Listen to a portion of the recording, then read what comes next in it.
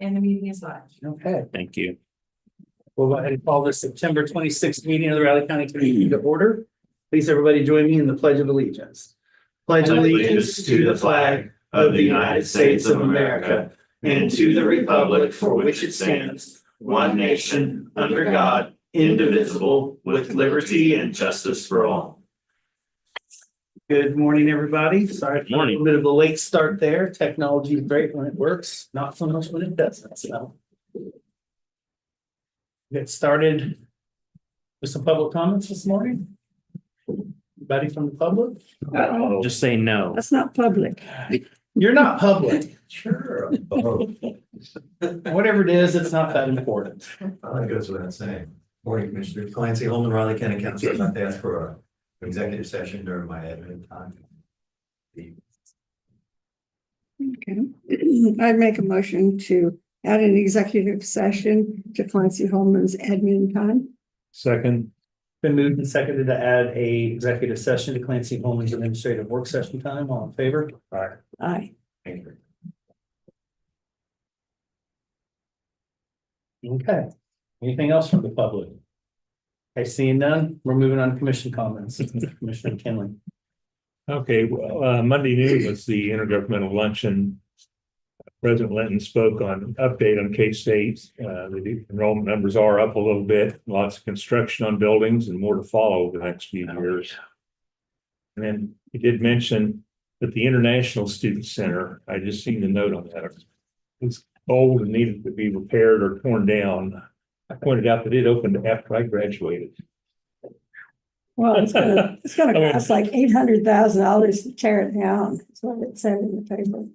But it's gonna cost more than that to repair, and it's kind of like. I know. But also, Yeah. it was controversial when because they said they're gonna turn it back to green space, and that was the question when they built it, people Well, I didn't like it, built because it that, was such a nice, it was a neat, Oh, real nice really? green space. They Well, it's didn't like kind it, of but over they built there. it there anyway, and then now they're tearing it down, going back to what it was before. It's kind of over there in that side where they're trying to kind of keep it blocked in and we got the multicultural center over there at the student union, which is a much better fit probably overall for everybody anyway. So it's going back to green space? Yeah. Oh, cool. Yeah. Cool. They need a little more green space. Which is, like I said, Taking- Particularly with everything controversy when they they're put it doing in. I with heard that. Yeah. That's what's questions. always been so pretty about the campus, walking through in the big trees and the green spaces with the limestone buildings. Yeah. And then after the luncheon, I had a long meeting with Bryant in the parking garage. Yes. Reviewing about the stuff that's going on in the county. Wednesday was our strategic retreat with the department heads. I thought the meeting went real well. Had a lot of good discussions regarding facilities and a loose schedule of where we need to go from here. Coordinators did a good job of leading the meeting, and we'll thank you to Amanda for finding those people. That was I heard a lot fine.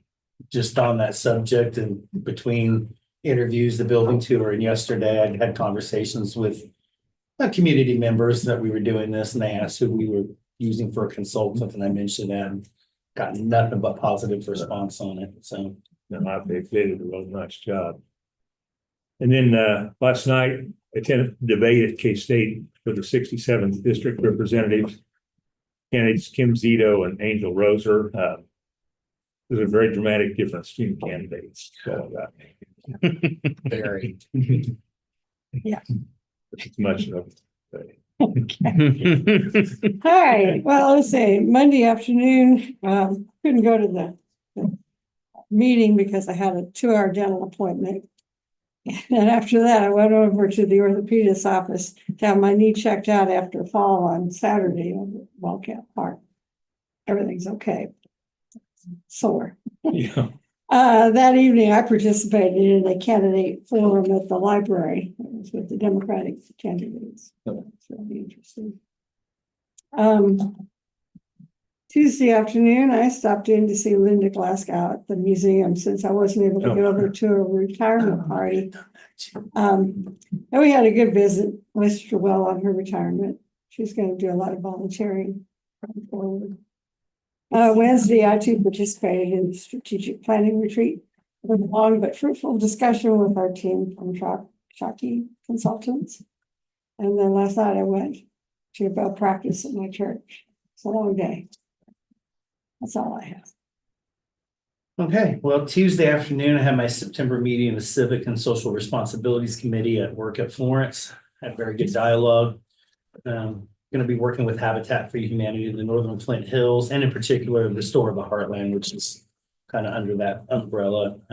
For some all volunteer opportunities for employees to get involved and use their employee day off time. A lot of our employees don't know that they have that option. They don't necessarily have to use it there either, but just providing some options and trying to interact with some groups in the community to provide those options. We're also discussing and finalizing some details on an upcoming clothing drive, a holiday gift drive, as well as something for Thanksgiving. We're bouncing around some ideas, so there'll be more on that to come.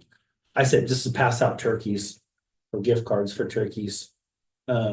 Easiest thing to do, probably most effective, but and that's still an option, but we're talking about some other things too. So on Tuesday, we have the September Board of Directors meeting upon mental health, which I attended via Zoom. We had a Finance Oversight Committee meeting before the actual meeting to discuss and go through the financials of the agency through the month of September. I got to admit, I'm rather confused right now, but this transition to CCBHC it's complicated. So we're working through it and we'll be okay. Regular meeting items included several agenda adjustments, some opening welcomes, introduction of 3 new board members, 2 of which are from Gary County, one's from Marshall County. We approved the minutes. Chief Financial Officer gave the kind of the report that we had already gone through. Got a Chief Executive Officer's report, got a program update on community services from Shelley Schottler, Marketing and Development report, Finance Oversight Committee report. Other business included approval of the checking account signatures list and an executive session to discuss personnel matters of non-elected personnel. Of course, we'll meet again next month in October. Wednesday, I too attended the all-day strategic planning retreat over across the way. It's Bachers 2 Catering, moderated by Shocking Consulting. Have to admit, yeah, they did an outstanding job. Some of those activities and stuff they put together, didn't really understand how they fit until we actually got to the end of the day. And I'm like, okay, all of this makes sense. Although it was an extremely hot day, without the help of the air conditioning, I thought it went extremely well. Dialogue and conversation, I think, went a long ways. As mentioned, I enjoyed all the planned activities together and thought the discussion on the planning and space needs for Riley County went very, very well. And the fact that we can develop some kind of a vision, I think, helps out too. So it was a resounding success. I'll just end with that. I too also attended the 67 Kansas State House District debate that took place at the Kansas State Student Union courtyard. When they said courtyard, I naturally thought that was outside. Really glad that was inside. With the candidates Angel Roser and Kim Zito. This event was a co-sponsored event with the K-State College Democrats, Riley County Republicans, K-State Department of Political Science, and the K-State Institute for Civic Discourse and Democracy. And I'm just going to end on one thing this morning. I want to give a shout out to Misty Van Duska from Aflac.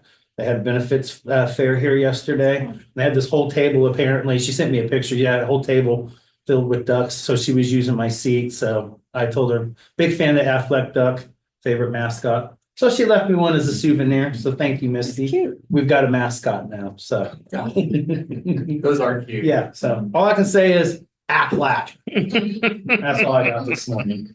Ready for business, commissioners? Yeah. First, I need a motion to approve staff to proceed and to extend an agreement with CDP. What exactly is that? It's the electronic health record system. Okay. Yeah, I'd move to approve extending the agreement with CDP. I would second that. It's been moved and seconded to approve the Riley County Health Department electronic health record contract. All in favor? Aye. It's like you pull up the cardboard, apparently. Next, I need a motion to approve highway use permit, granting Evergy permission to install a pole and bore a 4-inch conduit, 4-inch foot under Collins Lane, according to details shown on map. Okay, I'd make a motion to approve the highway use permit, granting Evergy permission to complete work as outlined in the permit. Second. Been moved and seconded to approve the highway use permit, granting Evergy permission to complete work as outlined in the permit. All in favor? Aye. Chair, please sign.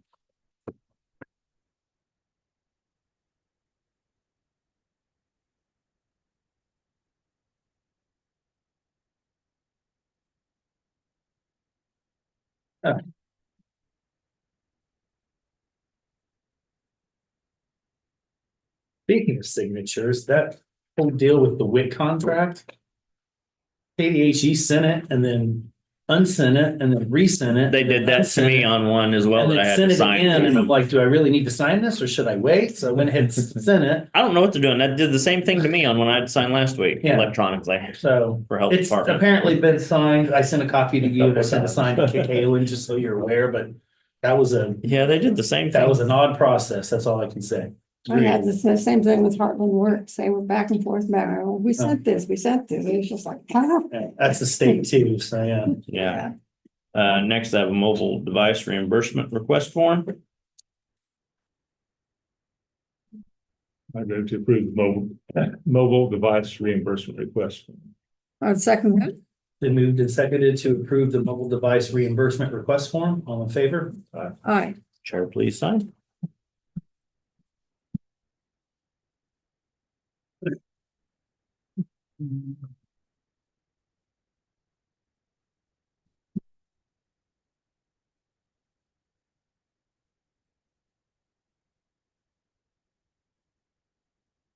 Next I have Raleigh County Employee Action Forms, Caitlin Vinson, status change PRN to RFT in the EMS Ambulance Department. Eric Gudenkoff, new hire as need museum assistant, museum department. Jack Ayton, volunteer firefighter, fire district number 1, separation of service. Albert Lee, status change from operator 2 in public works department. And then Nancy Johnson, new hire, records assistant 1, register of deeds. All 3 please sign. Okay. Cool stand. Go in there.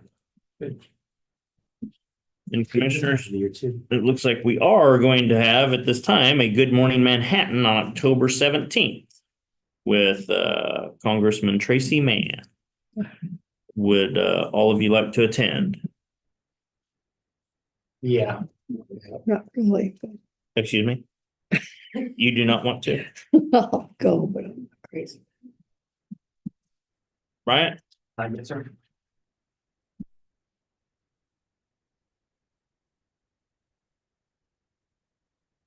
Might be suffering from a little bit of jet lag, but we'll deal with it. That's October what? 17th. See. No, AUSA. Oh, okay.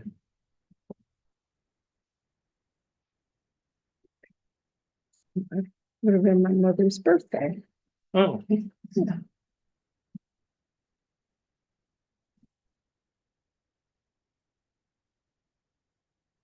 Six. getting close to the time period for my 3rd grandchild. Oh, really? 1st of November is when she's due. Call her Matilda. They have a name picked out, but they won't tell me, so I've just been calling her Matilda. Matilda. That's asked her good. how Something Matilda- tells me that one's not on the How list. Matilda's doing. Oh, no, all 3 of my girls' names start with M, so maybe. That's not a bad name. She won't tell me the name, so I just say, Matilda how's Lee, Matilda right? doing? Guess it's better Well, that'll than be your Jane Doe. nickname throughout. Mhm. Yeah, that's what Yeah. they said. Watch, that's gonna stick. Yeah, that'd be cool. Yeah, they're coming fast and heavy. Oh, yeah, it will be. I'll be having one every 6 months, I figure, with 4 of them married, and Oh, they all want to goodness. have them fairly close together, and That's cool. It's nice. it's expensive. Yes. Well, not necessarily for you. Yeah, you're not married to my wife. It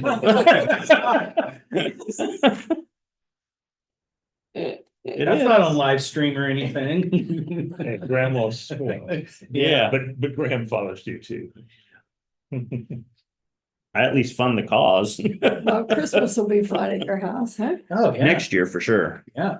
Yeah, this year they're A little too all pretty young, small, but next year. We'll be start tearing, getting throwing more stuff fun. around. You'll be putting stuff together. That's what your. That's job will what be. dads are for. I served my time doing that. Yeah, but you've got 3 daughters though, you see. And they have 3 capable husbands. Okay, that was gonna be my follow-up question. So you just get to sit back and bask in the glow, huh? Well, I hope that's the theory anyway.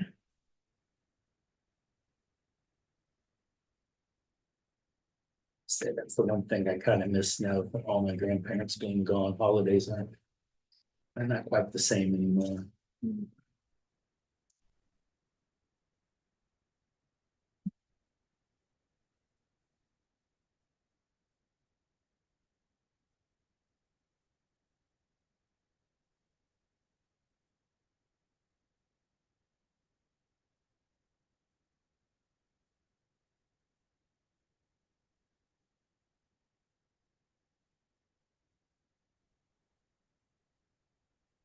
Any changes to the minutes, commissioners? I would, I would make a motion to accept the minutes from, as written, from September 23rd, 2024 of the Board of Riley County Commissioners. Second, Been moved and seconded to approve the minutes as written from the September 23rd meeting of the Riley County Commission. All in favor? Aye. How the tentative agendas look, commissioners? There's not so many of them now. Yeah, no kidding. This week's been brutal. Any items for next week's press conference?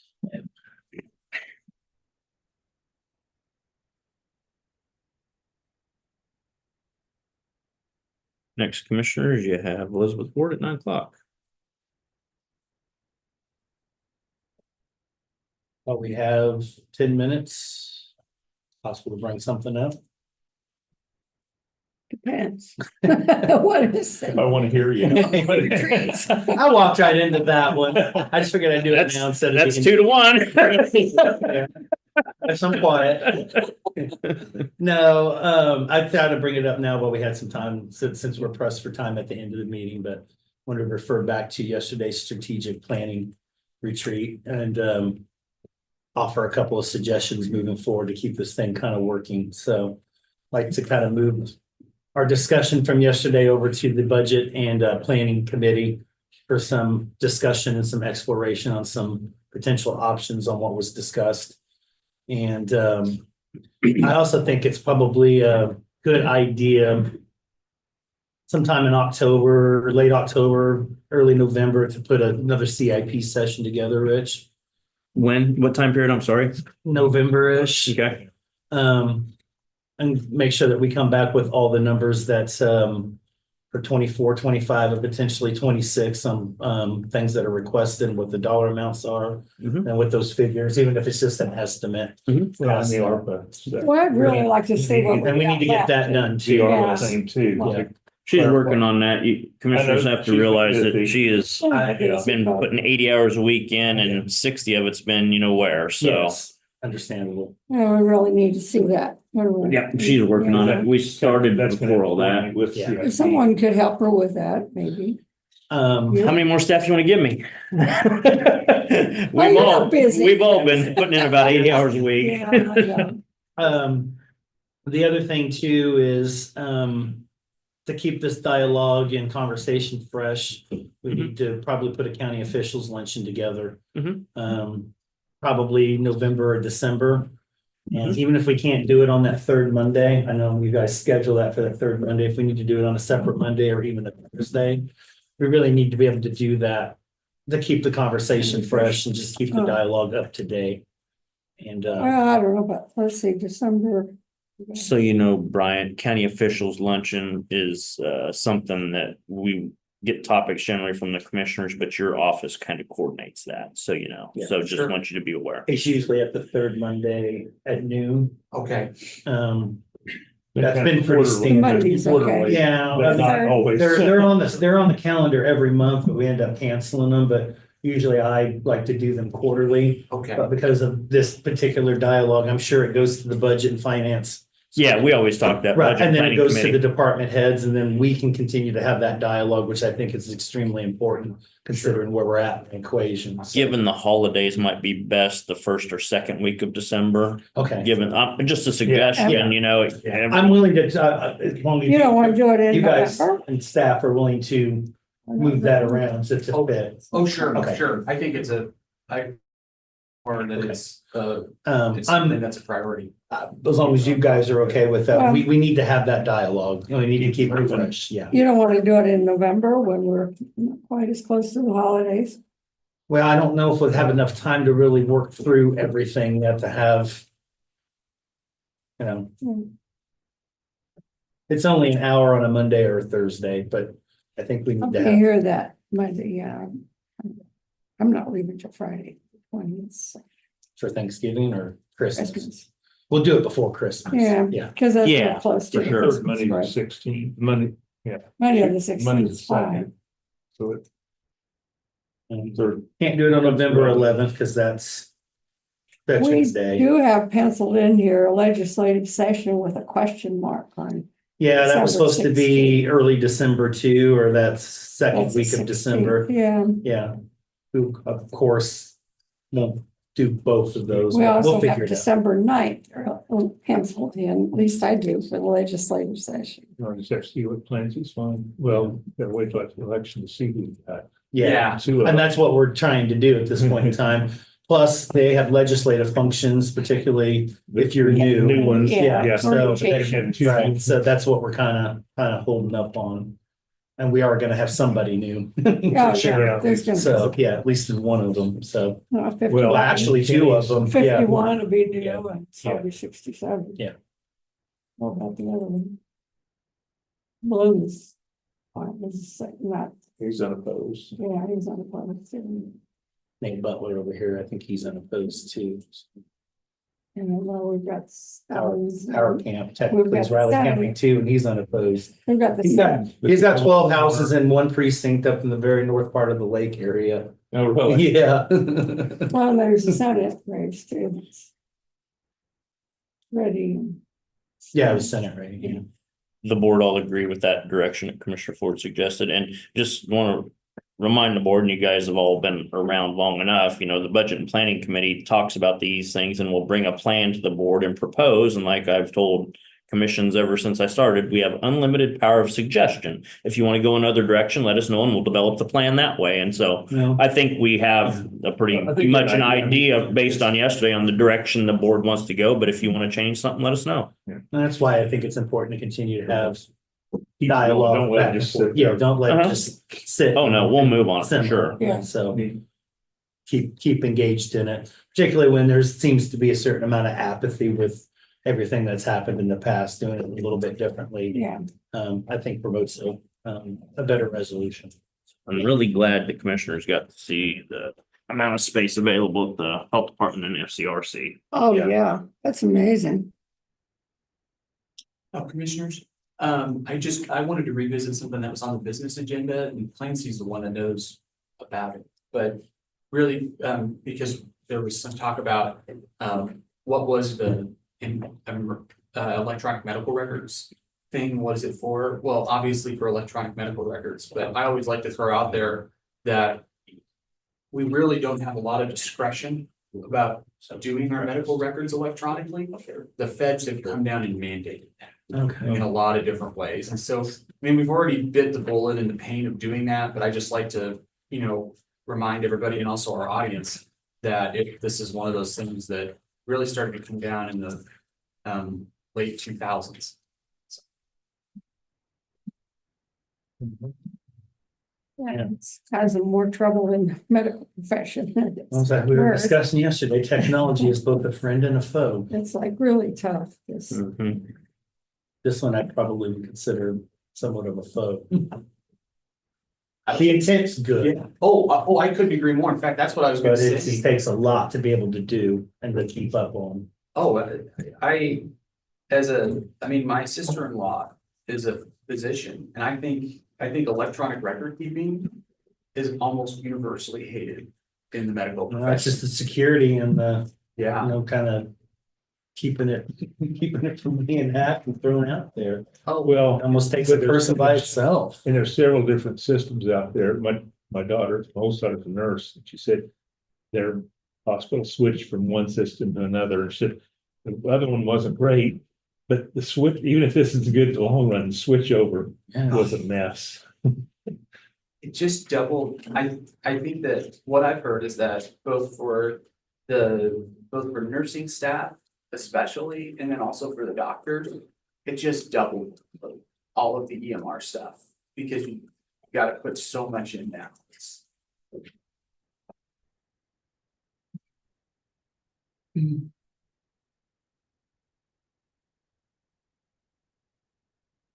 Daughter is working on that with the surgical center because she came from Kansas City, North Kansas City Hospital, where they had the latest and greatest of everything compared to, Yeah. and yeah.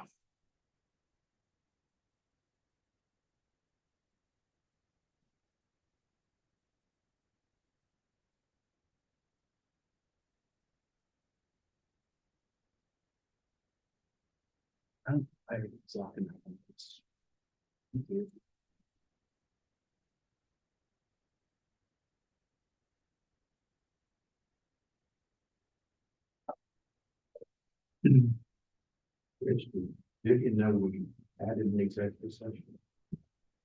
I do not think so. I let her know, Oh, you did? Oh, did you? Okay. Thank you. Because I did not. but she's over at the airport. He's what? She's over at the airport doing something, so. Yeah, I think so. I think there was some. You probably wouldn't let I see. Sorry. Oh, she was. Okay. Okay, Brian's lying to me. That's right. Find out. Going. Do some checking. Yeah, ladies, how'd I get you? Wrong building. Okay, I'll try again. Sorry.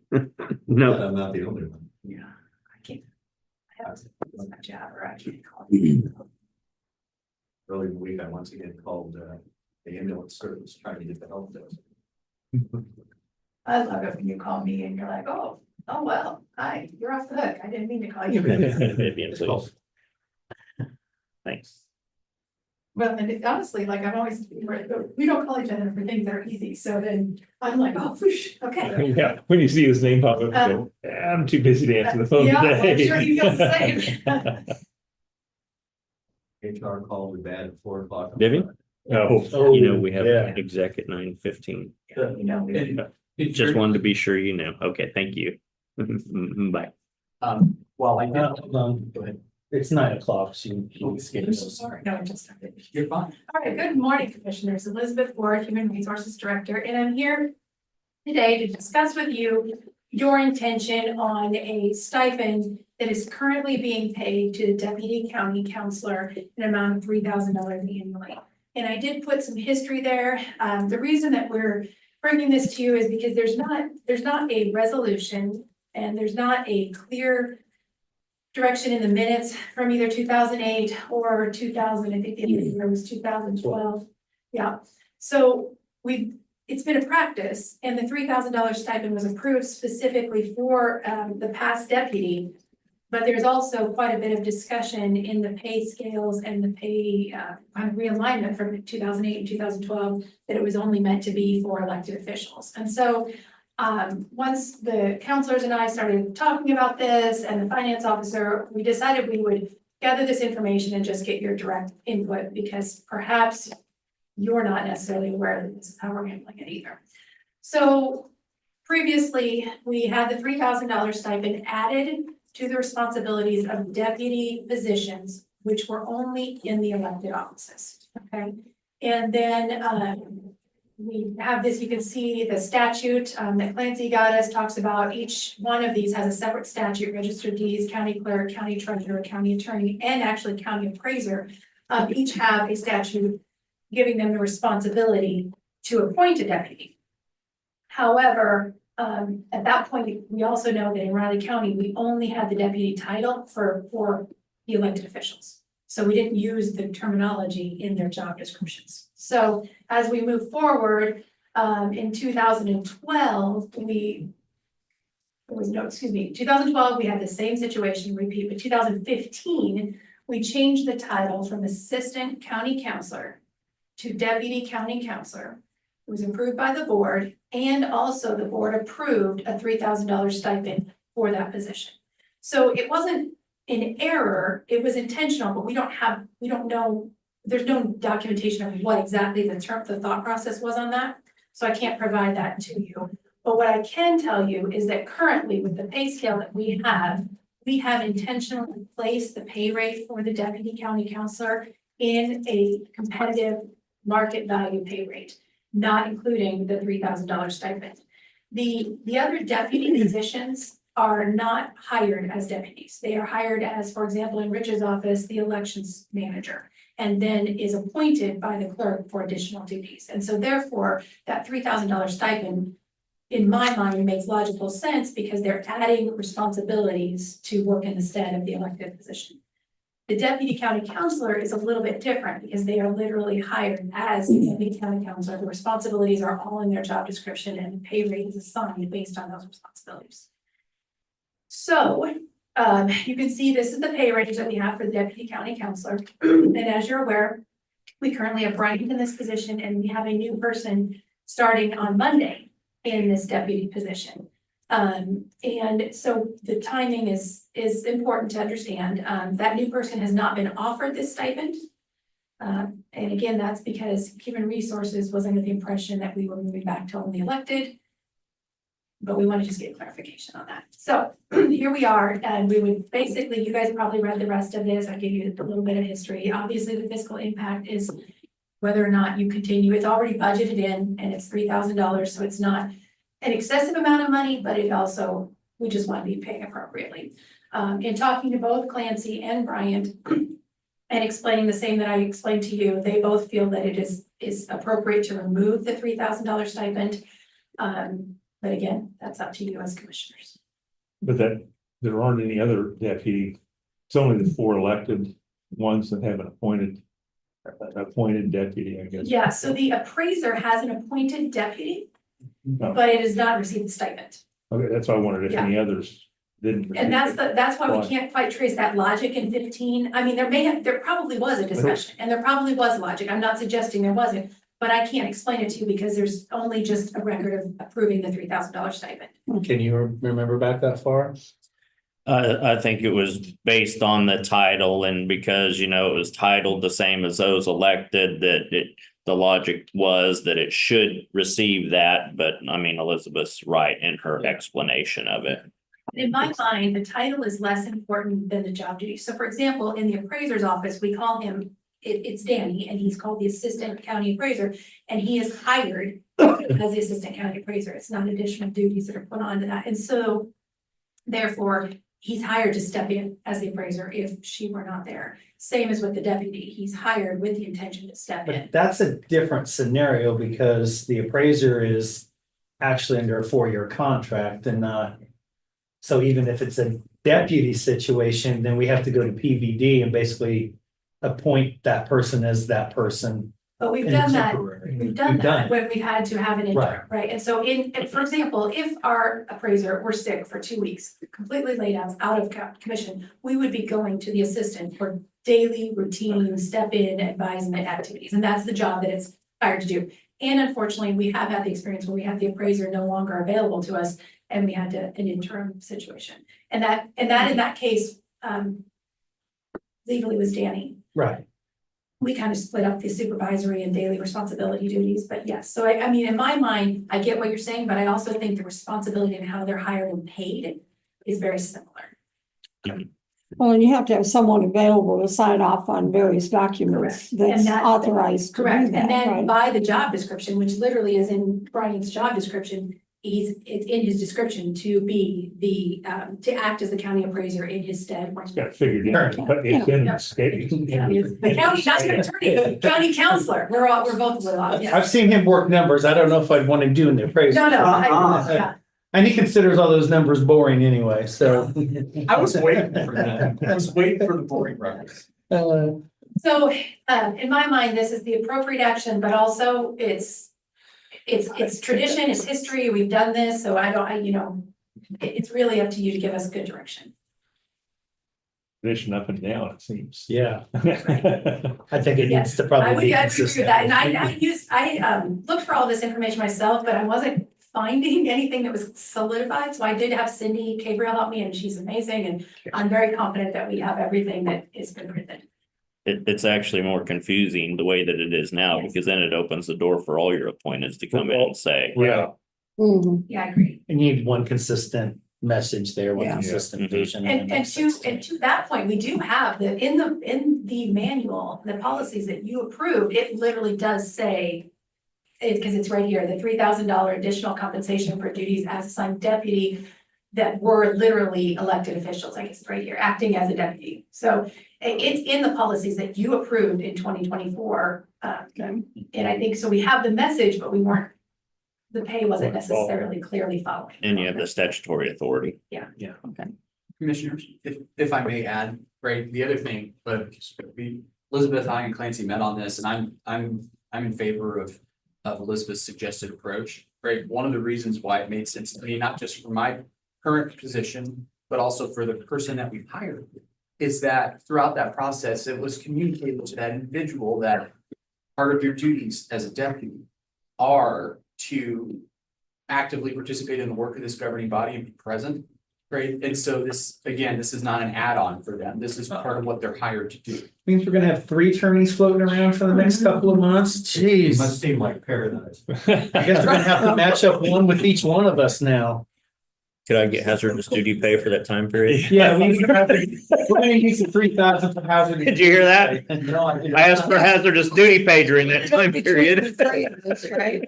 Each of us get a, it would Yeah, split we it up get one, between us, yeah. I don't have a problem with this. No, I don't either. That makes sense for consistency, reasons. And I For would sure. ask, just so we're It's a clear, clear we could have a message. move, if we could, someone could move to do that. Yeah. Thank you. Yeah, we have a motion Yeah, we have a in there. I would ask that just because then we won't have to look back in the future and say, well, How did that happen? When them crazy commissioners do. we won't know why, but we will know it's clear. Well, I moved to discontinue paying the 3,000 stipend for deputy county council position. Effective September 28, 2024. I would second that. It's been moved and seconded to discontinue paying the $3,000 stipend for the deputy county councilor's position effective September 28th, 2024. I take it that's beginning of the. pay It is, it's a period. Saturday and that's when our pay period begins. Okay. All right, all in favor? Aye. Thank you very much, we appreciate it. Next commission at 9:15, you'll have an executive session. Let's after this, that was gonna be my question. How's the process going on hiring a new one? Sounds like it's been done. It's been done. Oh, yeah. Start Monday. Sorry, wasn't where you didn't I know. didn't know either. No, you mentioned during the building tour that you had somebody. I just didn't know when they Yeah. started. Well, we missed the boat on that one. Sorry, commissioners. Yeah. Yeah, together. We did miss the boat. That's happened quite a while ago. Sorry. Apologize. We missed the boat on that. All of us did. But you mentioned he's gonna be sharing your office in the short term. Yeah, that was Yeah. first we heard about it. Oh, We, sorry. Sorry. I know we put an employee action form through for him, but those are just, I know you We can didn't. sign those, but we could do a little. I didn't see that. I didn't one. see I that didn't one. see that one. Thanks, We though. didn't do that. No, I missed the vote on that. I should have sent you an email or something. Didn't occur to me. Well, we want to be sure the green sheets. We didn't- Yeah, I don't think there's been a green sheet on it. I will go back and I verified that. with You might be them. right, but I don't, No, I know. I think I would have noticed that one. Yeah. Thought there was. That. Well, commissioners, But I will ensure that there is. Okay. commissioners fire us all. We all failed you on that one. Well, we can't fire you. Why are we the last to know about this? Yeah. You know, This is ridiculous. Well, I would agree with that. Uh, Oh, I kind of just like. accidents do happen. That's a good example. Now, everybody's got a lot on their plate, so it's okay. I mean, I guess the good news is we did what you asked. We just Sure. didn't tell you. We just kept to the secret. Wow. And that's been set up for. Yeah, no, he was hired a long time ago. Yeah. Well, Clancy had said he was gonna be sharing an office, but he didn't say that, right? It wasn't clear that you had someone like that to do it. Just when you got someone that. Well, after you sign the employee sheet on Monday, you can then meet him on Monday, so. Shoot. Yeah, I don't know how we missed the boat on that one. No, because I thought I remembered the page. If you have IT look at the settings on the printer, it's not printing up and down anymore, it's printing sideways. Let's look at your settings in your computer first. Yeah. Just. Not like what it is. Yeah, too. It's usually what it is. This hasn't updated anytime soon, but. Get out of here. You get out of here. Is that mine? Yeah, probably. This one. No, It's over my shoulder. go ahead. Well, so did you print it just from a Word document or a PDF? I printed it from email. Okay, if you. Oh, I open printed the it, I printed it from our agenda off the email. Okay, open that, what you print, the window you printed it from. Usually it's print dialog. Although, oh, it's just. I think I know what happened. So you printed the web page itself instead of the PDF of the Oh, yeah, agenda? I may have. But that's what I always do. Okay, so here it is. And from there, Well, that's- to file print, you should be able to do.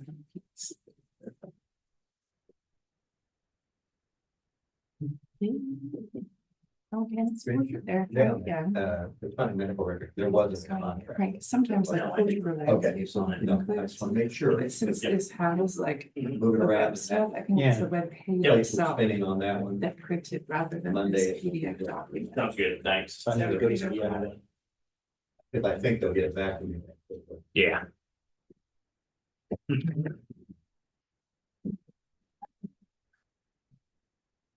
Let me try and see that. Did it work?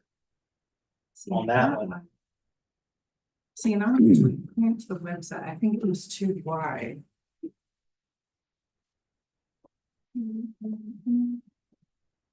We're having problems with that before. I can just break technology by standing next to it, so maybe it's because I didn't. But that should, this is usually gonna be a. Yeah. So we didn't have anything to sign on that other, Oh, it's the On which same one? thing. the motion we just made on the Gotcha. $3,000. We don't have to sign it. No, just a Okay. motion. Generally Yep. more friendly. Okay. That's a PDF, yeah. You will have a, Clancy will get a contract on the medical records, one you made a motion on first Okay. business meeting, that's probably for Monday, if he gets it back from the other party. And it doesn't make.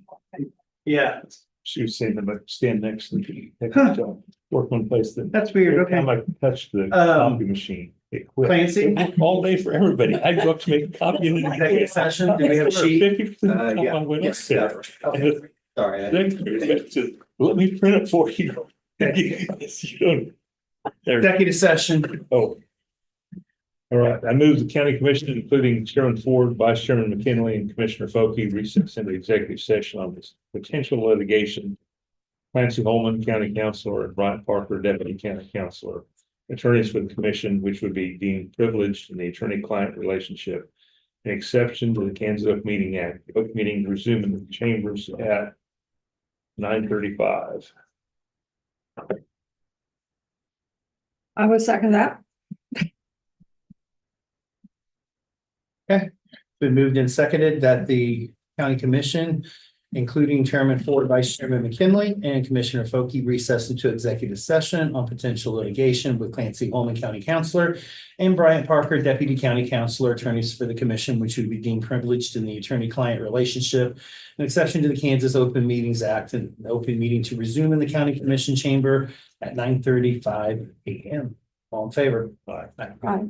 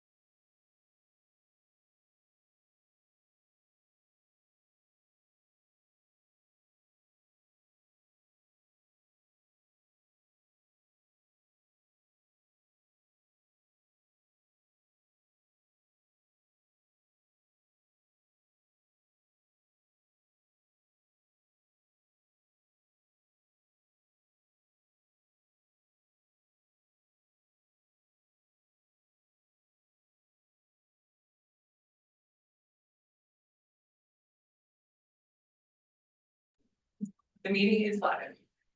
I move the Board of County Commissioners come out of executive session. I would second that. We moved and seconded that the Board of County Commissioners come out of executive session. All in favor? Aye. Move the record reflect actions will be taken consistent with the consensus reached in executive session. Second that. Been moved and seconded that the action. Let me try that again.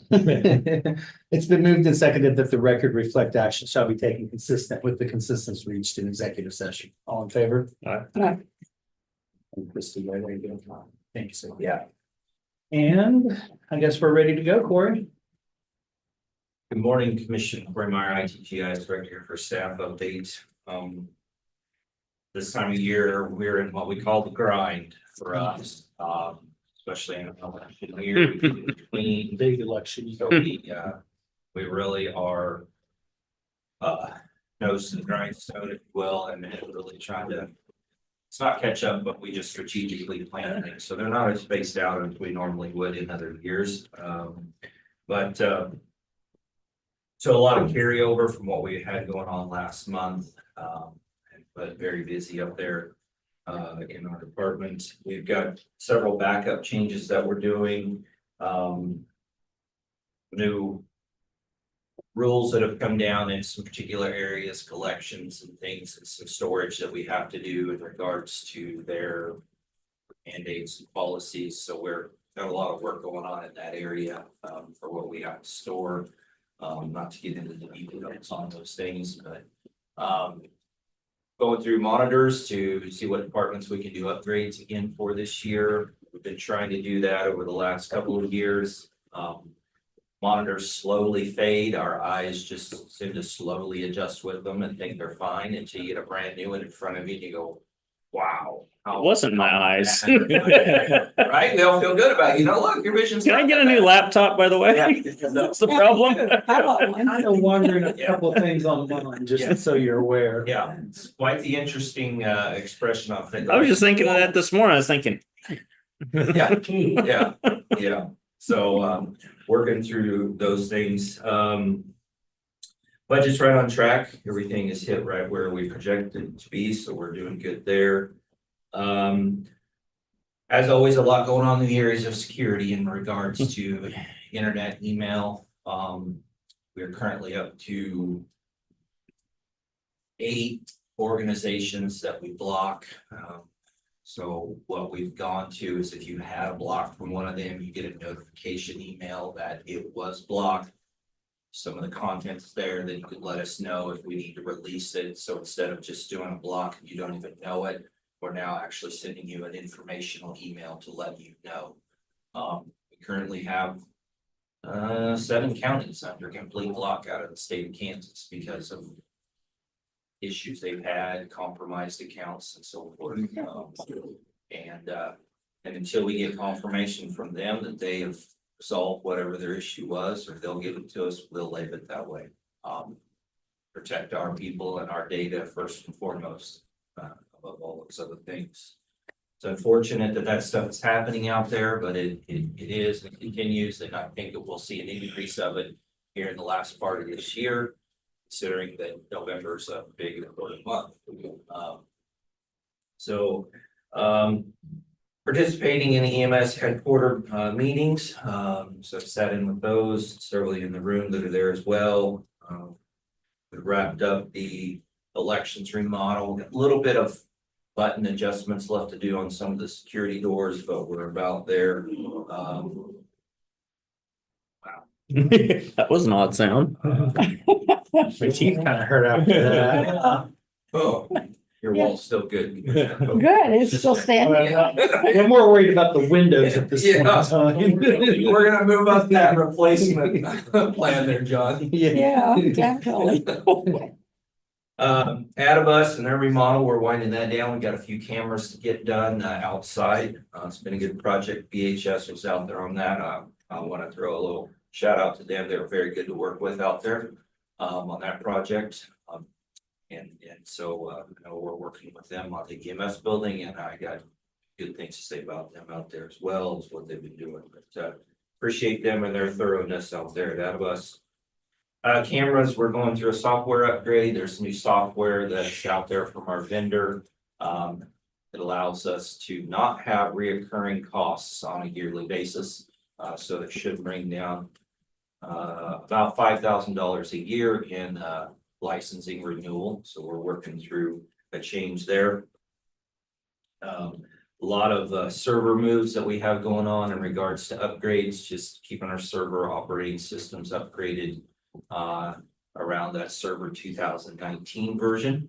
Not on the bleeding edge, but not behind. 2022 is out. They've announced when 2025 will be out, but we have to keep kind of a middle ground. Vendors, some of the vendors that we work with are government related vendors. They tend to drag their feet a little bit on keeping up with what the latest is, especially if you have to deal with the state.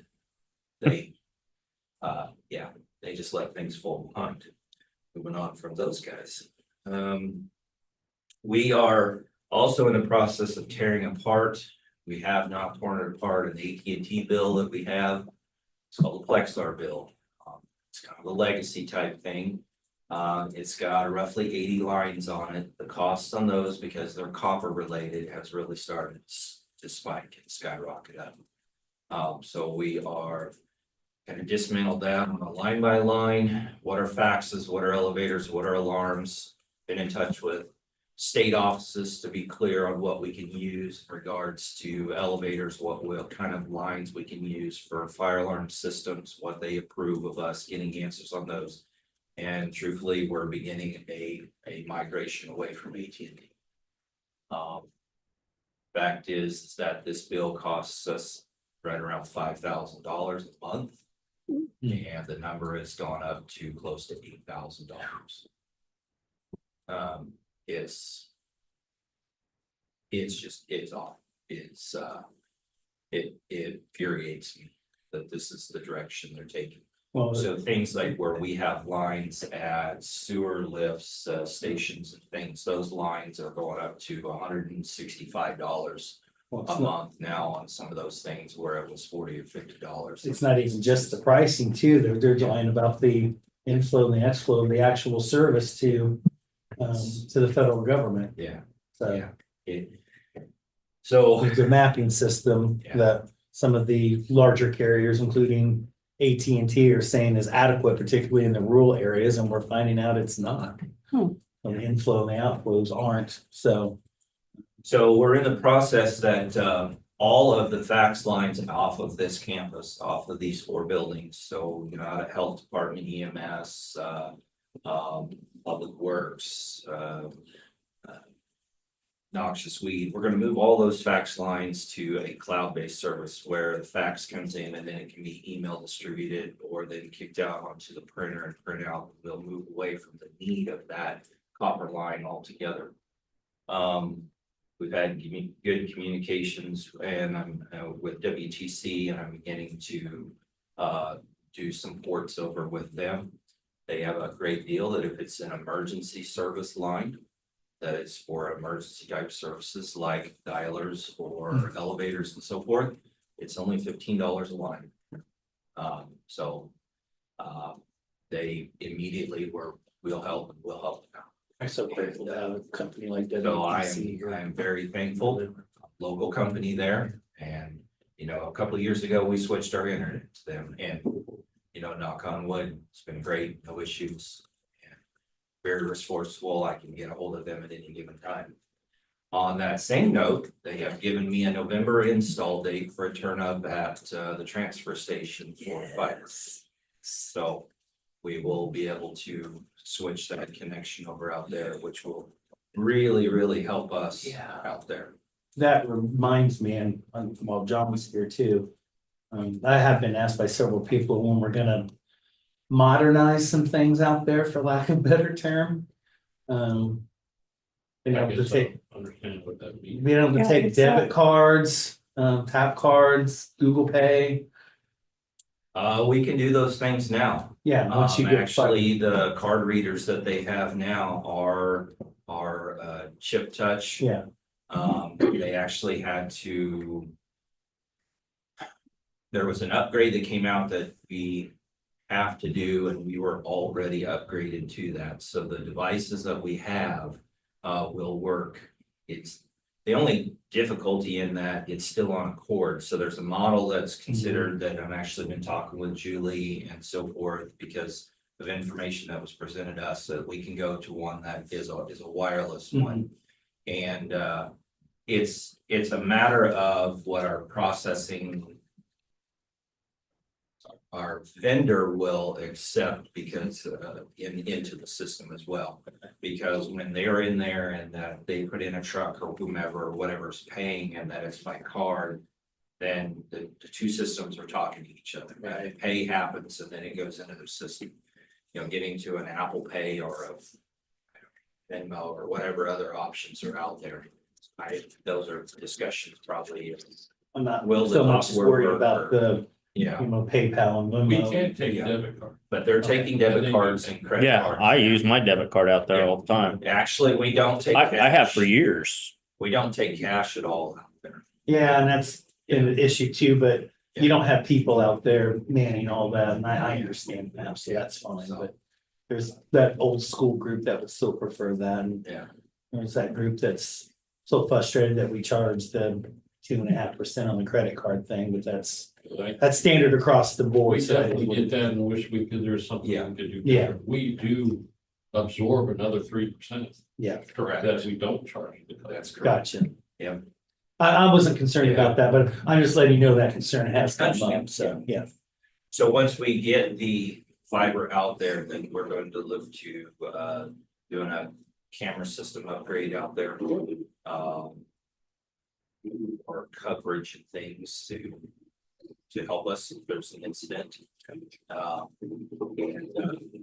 then that'll help with their speed and so forth, and use of their applications, things and communicating back to the servers here. So yeah, I got that word last week in November, and so I'll have a turn up.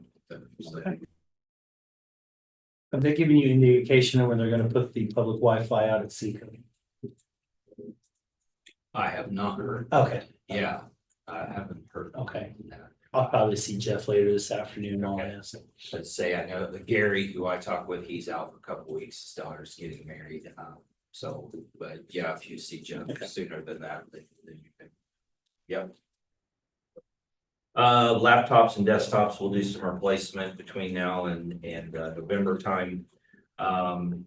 With GIS, Jake has just completed a major upgrade on all of our GIS servers. Once again, Jake worked on a Saturday and a Sunday to get that done so that he was completing those things and for the least amount of interruption to staff and to users out there in the public. And I appreciate his efforts and all of their efforts up there in our amazing GIS staff. So that's all I have today. Any questions for you, Commission? You? Already asked mine, thank you. All right. Okay, thank you very much. Appreciate everything you guys do for us. Phone list, are you still working on that? Yes, actually Elizabeth and Derek have been in communication about that and how we're going to go about distributing it. So just a little bit of fine details to finish up, but I expect I wouldn't guarantee today, but it would be out in the next few days. Actually, Once you have Eric and I comment. just. Yeah, you may have About it, so. had more correspondence there. So I had followed up with him to see what we need to do, and he actually, what I didn't realize is he has to have every single individual who needs the list, he has to give them specific access. So what I have to do now is go back and get the list from the department heads. We give out 81 cards. And obviously we all know you're on the list, but then we generally give like Corey, and he gives to whomever in his team, or the attorneys, and they give to whoever. So Derek and I now need to understand not how many to each department, but which exact people. Okay. So I'll send that out later today, but I wouldn't expect that Derek will have the information for a week. You're talking about which list? The phone, well, instead of phone card. Instead of the card, the We're going one that you digital. We're can, gonna have it. yeah, Credit cards. No, The emergency information cards. Contact. Oh, those, With yeah, emergency okay, contacts. okay. But the one that you can access from your phone. Going to so the that system that I showed you on my phone, Oh, In okay, real time. okay. Yeah. that there, Yeah. where it And has. I guess I would think I can just ask him to do. Yeah, commissioners. I can print that out. Oh, absolutely. Yeah. Yeah, absolutely. So I would can do imagine. that today. Yes, yeah. I need a printed copy. Can you too. can print that out? Yeah, you can print that out. Yeah, you can print it Okay. out. All right, Yeah, that's what we tried. Yeah, All right. you just don't want to do it regularly because it will automatically update on your link Okay, when we get new staff and things like that. okay. Okay. And John, you're up. Why?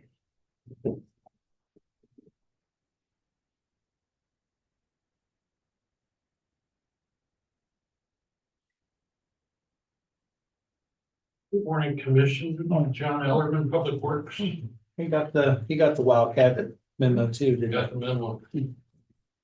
Figured it was time. All up we can get. So I'm back again asking to fill a custodial worker one position. This one is a retirement. David Colson, I don't remember, I didn't even look to see how many years he's been here. Been here, retired, he's a rehire, already retired once and came back to work for us. I think it's right at 10 years. It is close. Yeah, but we do a retirement plaque at 10 years, so we're doing a retirement plaque. I've seen it in my pocket. So that's why we're here for him today is his last day will be Monday, the 30th. And so this position is shared with one other at the health department, FCRC, and will probably take over some of the cleaning at the EMS station once it starts. And so we'll have 3 buildings for 2 people. So staff request that we fill the position and ask for you to say yes, I guess. Are you sure? Yes. Definitely need somebody there. Okay, I would make a motion to approve the Public Works Department advertise to hire the open custodial worker one position. Second, Been moved and seconded to approve the Public Works Department advertised to hire the open custodial worker one position. That's worded kind of weird. Maybe it's just me. Anyway, all in favor? I inherited this in the description. All 3, please. Copy right there in the middle. Department should say Public Works Department to advertise and hire the open custodial. It's I'm not So a what grammar he nerd. inherited is every single position in Public Works included the title of Public Works.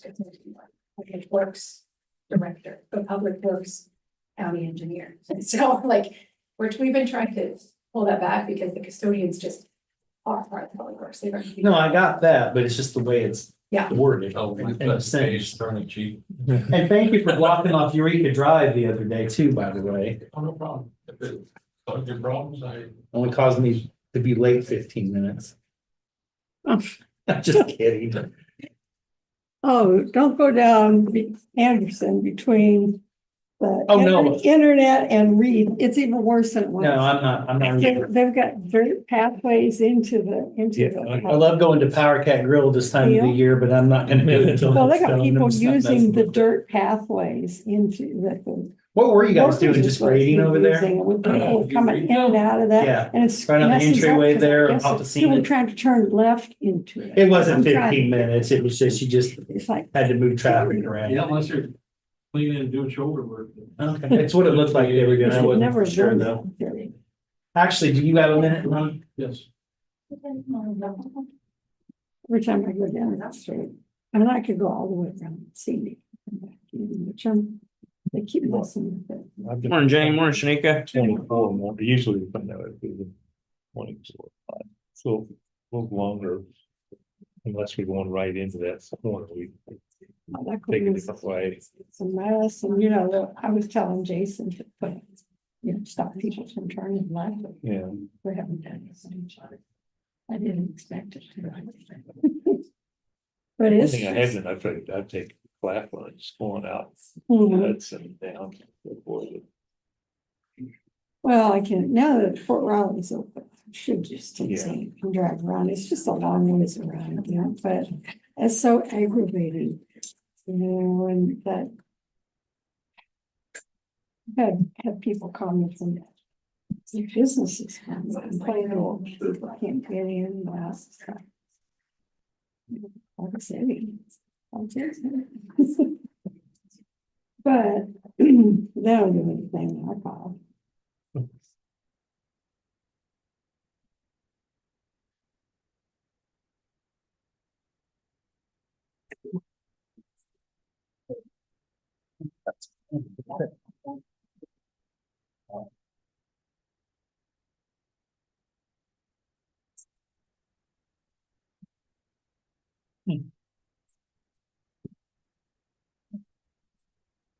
Let's see, so we're not gonna have a executive session after David had.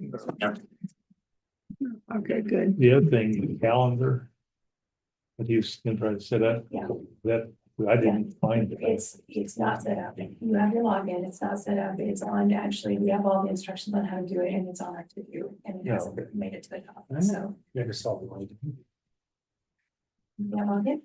I never got a login. Oh, yeah, because you were all gonna try to log in and then let me know if you couldn't. So Commissioner McKinley did let me know he was able to log in. Oh, you If just you would use a like me to- regular. Yeah, you use your regular. Oh, okay, gotcha. Yeah, if you I want just to haven't done it. reset your password, you just. No. Yeah. Please don't. Oh, yeah, well, Where do you exactly. I That's the same conversation we had. I don't wanna get, you know.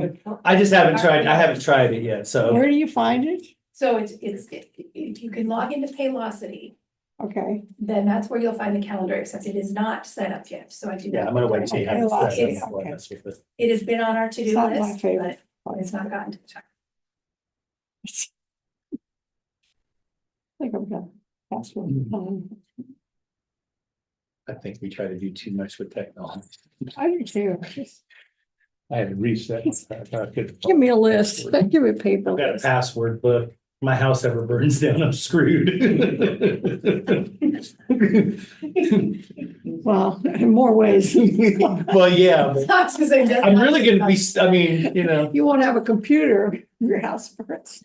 I'll still have my phone. I guarantee you I won't walk out without that. I need to back those up digital, so I have them there too. If I lose all those passwords, I'm in deep trouble.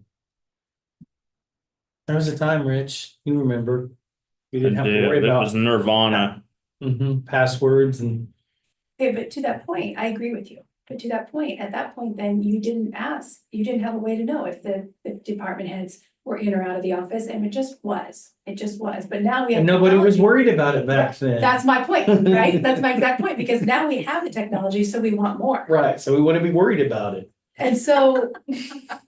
Yeah, well, you. I don't know if they ever worried. I mean, the people. I have a couple comments on that. Been quiet. But I think it really does explain like how we add technology and it is convenient, but it also then adds to the Add more expectation. stuff.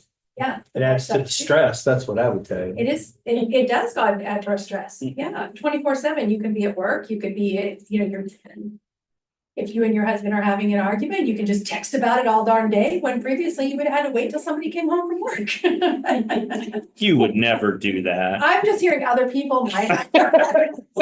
She was quick to jump on that one. She was. I think about it a lot, you know, I do those leadership stuff. I come to text him and say, watch out. Yeah. I mean, even us, you know, like we have things and we just shoot off an email, we shoot off of this and then. And it's misinterpreted.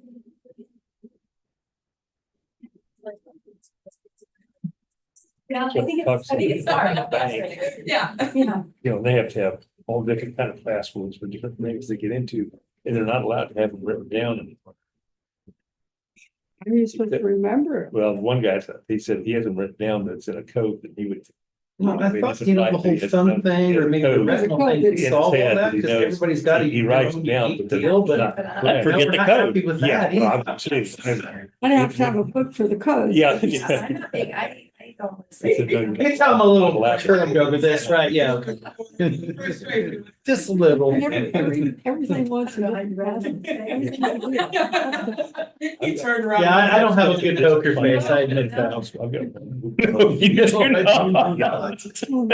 What you see, what you see is what you get, Financial, whether you like it or not. Trouble.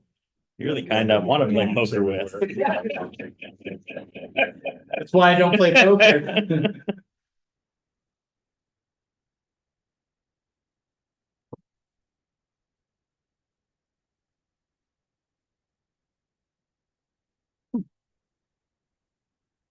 I didn't know we had an election day workers, Had what? like election workers day. Election day workers. Election day burgers, did I? No, you got it right. No, you got it right. I thought it was election workers day, like, Yeah, we got a proclamation for everything, so I figured, I one for mean, those. you could probably make one. That's probably not a bad idea if you think about it. Once you get on that, Rich. Okay. Okay, It might exist. You don't have enough actually, stuff to just do it. Google I think it probably Workers' does Day. nationally. Today is the day that I have to remind me, I've never talked to you, today is HR professional. Did you remember yesterday? Daughter's Day. No, I did not. You did not? Well, my daughter is inaccessible anyhow, so I think I'm off the hook. She's on a cruise ship somewhere. but that's not the point. The point is, it's just. Did you She's remember? separated my heart. Right. The Daughter's Day yesterday. Uh-huh. That's what the office informed me this morning. Oh, today. I'm sure it did. I'm gonna have to send it. Another Hallmark holiday to sell cards. And flowers and candy. Commissioner. And probably teddy bears or something too. Oh, yeah. I believe, November 4th is Election Hero Day.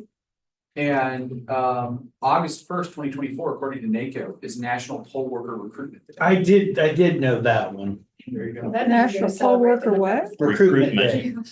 On which day? That is August August 1st. Yeah, I remember them sending an email on that going. What? Yeah, that I remember seeing something. Yeah.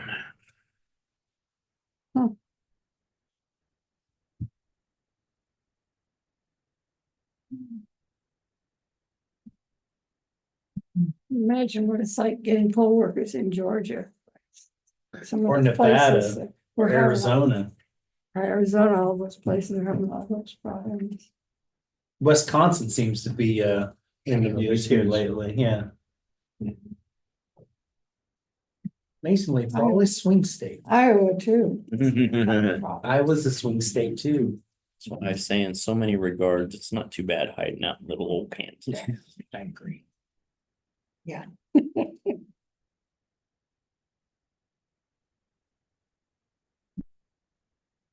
What is a boxer's favorite drink? Uh-oh, you're starting out with this. No. You mean like a dog or a person? Person, Okay. Mike Tyson, boxer. What is a boxer's favorite? Can you do it in his voice? No. And nor would I ever do that in public, because I'm Smart, hugged a hole for me. Or like a Rocky voice, could you like doing a Rocky voice, you know, Sylvester? Nope, you can't. So what's the boxer's favorite drink? punch. I was thinking, I'm like, how did I not think of that? Bad. That is the point. You've had better ones, so we'll just leave it at that. I've got a few more minutes here before the session starts. Let them rip. Nancy gave me a book. Oh, gosh. Uh-oh. Good. Is it given to all of us? Yes. Here we go. Does anybody else have one? We're all leaving. Enlighten us, Vivian.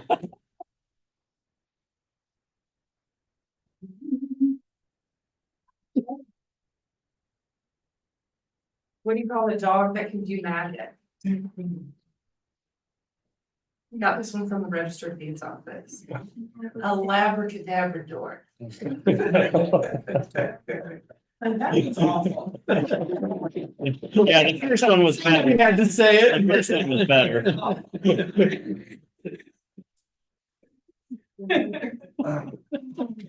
You read, if you look them up, you gotta read them. Okay, If you think swimming with dolphins is expensive, you should try swimming with sharks. It cost me an arm and a leg.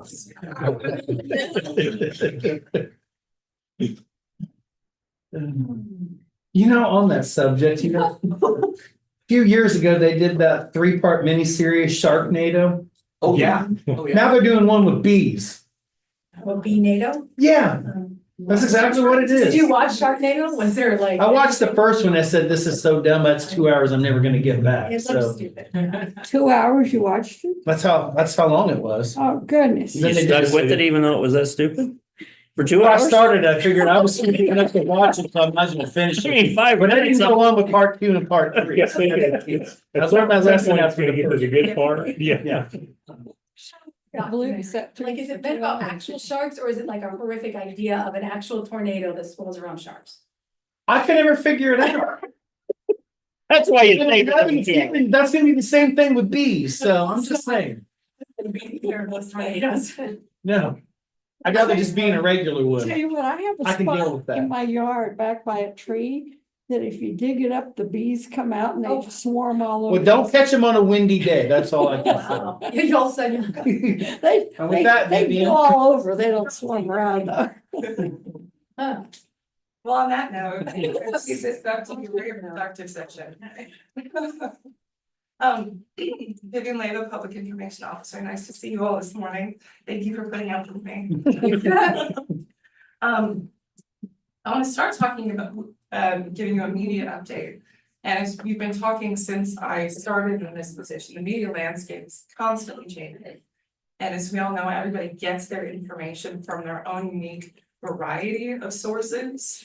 And most of the time, if they find information in one place where they hear from a friend, hey, there's this event happening, or this is the elections office needs poll workers, they search online and have to verify it in at least 1 or 2 other places before they believe it or take action.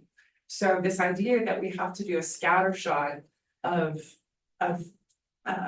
information push or information release is vital, but of course takes time and effort. And I want to acknowledge the successful relationships and positive relationships we've had with our media partners. And very rarely do we have concrete information about the result of communications efforts. So we're not a sales company. We can't say, well, we ran a radio ad and sales went up 10%. But we do have a couple recent examples that I'm really excited to celebrate. We launched, excuse me. On September 16th, we shared information and a variety of sources that we need about 20 more election day workers. So those are the people that come in and work at the polls, and it's a 14-hour day. It's a big ask, but it's a wonderful community service, and the people who do it are very dedicated. They come back year after year, but in anticipation of some pretty high turnout numbers at the polls for this general election, the presidential race, we wanted to increase those numbers. So we did a news release. We shared information on the website, on social media. Rich did an interview with WIW, and that translated into direct action. So the goal was 20 people. After a week and a half, we now have over 50 applications, which is wonderful. So now we have to put out kind of a message, and I'll be setting that out after Susan and Rich's approval that we're good now. And That's a good thought. HR is processing all of those people. They have to go through an application process and I believe a background check, not a background check, but they have to, there's paperwork and training and a lot of work to do on that end. But that's one instance that we can say, wow, people out there are listening. And there are certainly other factors that this is an important race. People are interested in the outcome. They're maybe more aware of the need for election workers, but our call was answered by already more than 50 people, which I think is pretty amazing. So I wanted to thank the media partners for helping share that message, and all the people in the community who helped amplify it by sharing it on their own social media pages or letting their friends know, hey, I think you'd be, we had a poll worker who's been here many years. He dragged his wife in yesterday and said, you need to do this. And she's like, oh, it's a long day and I want to take care of the dogs. And he said, no, they need people, you're coming. And she's like, oh, okay, there's potluck, we'll be fine. But it really is a wonderful way to show your support for the community and for essential functions of democracy. So there was that, and then we also, you'll hear in a little bit more about the fentanyl and opioid awareness. And due to the increased awareness in our community, we can measure that in one way. We can't measure necessarily a decrease in opioid deaths, although nationally, CDC just released some information that for the first time since 2019, from 2023 to 2024, national opioid-related deaths have dropped 10%. And they've been climbing since 2019. So this is the first time they've seen a dip, and it's a double-digit dip, which is wonderful. But and you can see in the notes, I'm already talking a lot, and I'm probably gonna need to be mindful of my time. Due to our awareness campaigns, including the actual presentations from Jenny Ebert and Andrea Oriana, a commercial with Cox Media, which aired our broadcast and streaming services in the area, radio ads, social media posts, and then the webpage for fentanyl and opioid awareness. It was viewed 1,466 times in July, or users. And then in August, that number went up to 2,712. It's now the 5th most popular or most visited page on our website. So I think that speaks to the fact that the message is getting to the community. They're then kind of coming to the page for additional resources and information. The page includes tips for talking with your kids about fentanyl and opioid use, and kind of advice and some good resources that we'll continue to add to. But I thought that was a success certainly to celebrate. And as you know, the King's In Focus program will become Within Reason, hosted by Mike Matson starting October 14th. However, we are still on the schedule for the 8th. I confirmed that with AJ. So I believe it is, I texted him a couple days ago. And he said, yes, we're still having it on the 8th. Who's So- that? John? That would be I me. believe it I was is. supposed to be on the 14th as our normal slot. I'll check with him again, because we're not always the most organized people as communicators. I don't so- have that on my schedule, so Okay. I didn't have any of them on my schedule because I technically on the thought- 14th I'll be in DC, so I didn't make Yeah. a switch because I didn't figure I needed to this year. The last one I thought was our final one, Yeah, but we then on thought my that. wall calendar, I had the 8th, and I said, hey, are we still? What's the situation? So I'll clarify for sure, but we may have one additional opportunity to speak if we would like to. It's usually the 3rd Tuesday, isn't it? Is it Yeah. Second. I will get that. Okay, quickly as I thought it possible. was No, okay, Okay, absolutely. okay. But they're not scheduling us after that. No, Rich Mike Matson reached out to Rich to talk about elections, but that's the only contact we've had up to this point. So is Mike gonna be doing it or is? Yes. Mike. It's Okay. Mike's show. As far as I know, on the 14th, he's interviewing the governor to start. That is correct. Yeah. The governor will be there Right. in studio. Will So, it's, and then, website, we are on schedule for another website refresh in spring of next year. So the rep from Civic Plus will be contacting us probably early part of the year. I've talked with IT, we'll probably have a small committee that goes through and evaluates the choices they present to us. A refresh involves migrating all of our existing content and kind of a new framework. Look to it. I don't know what all the choices are going to be available to us, but we'll work to refresh and make the content hopefully even easier for folks to find. I did not listen to all of Corey's presentation. Did he talk about the software we use for minutes and agendas? So that is going to sunset in March of next year, and I've worked with Corey and Cindy Gabriel to look at some alternate vendors that might work a little bit better. I think we've identified one that will work. And so that will come before you all. The nice thing about if we end up choosing this particular software, it will make the agendas, minutes, and potentially even the video of each meeting a searchable resource on the website. So if somebody types in backyard chickens, I'm gonna just use that as an example. If we had a big discussion about backyard chickens 3 years ago, and they typed in. For Sorry, example, my neighbor's got one of those. It just makes me think of that. Makes me Mine's got cry. rooster. Couldn't deal with I know, it. mine does too. Unfortunately, I'm usually up at 4 AM or I'd be really mad. Anyway, Better I'm than, not trying to hijack. better than a donkey. They're quieter at least, and they don't wake you up at 4 o'clock in the Yeah, that's morning. fine. No donkeys in the city.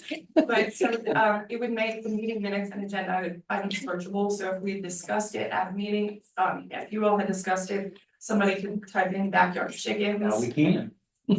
And yes, and they would find not only the content posted on the website, but also links to the meeting agenda and the minutes. And then that particular section of video is timestamped. Oh, good. There For we the have to go commissioners to through. discuss the item, so resources would be very available. Huh. And I think that would be a huge asset, so we're hoping that's something that we can put that to you in the future, but that's a possibility. And with an app too. Possibly, because technology is always helpful and never difficult to use. And maybe Vivian said this, but it's because this is I going need in. more passwords to put in my password book, but I'm worried about burning down too. The company we currently use has been bought out by another company and they have another product they're trying to sell us as a reason for the change, and their product isn't real great, so. How long have we had minute tracks? Good question. Long. So it's probably about time to do something different anyway. So, All right. Thank you very much, I will be in touch, I'll follow up with the in-focus information. Okay. Make sure that everything's set up correctly, thank you. You're leaving 4 minutes on the table? Wow. Yeah. Oh, I am, I only asked for 10 minutes.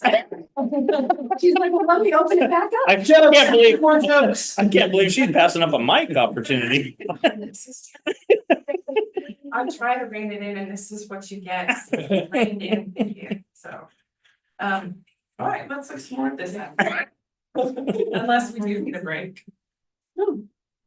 I started the pleasure. You didn't go over the social media numbers, Yes. Facebook and all that. You could do that. So it continues to be a helpful resource. It is not our main source, nor should it ever be our main source for reaching the public.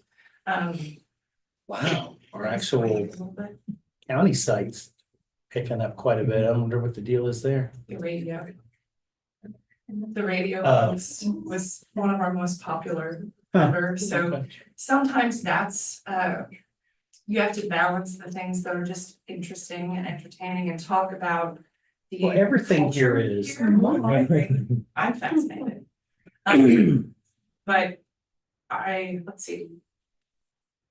I listened to some advice recently, just a podcast about how to run government social media well.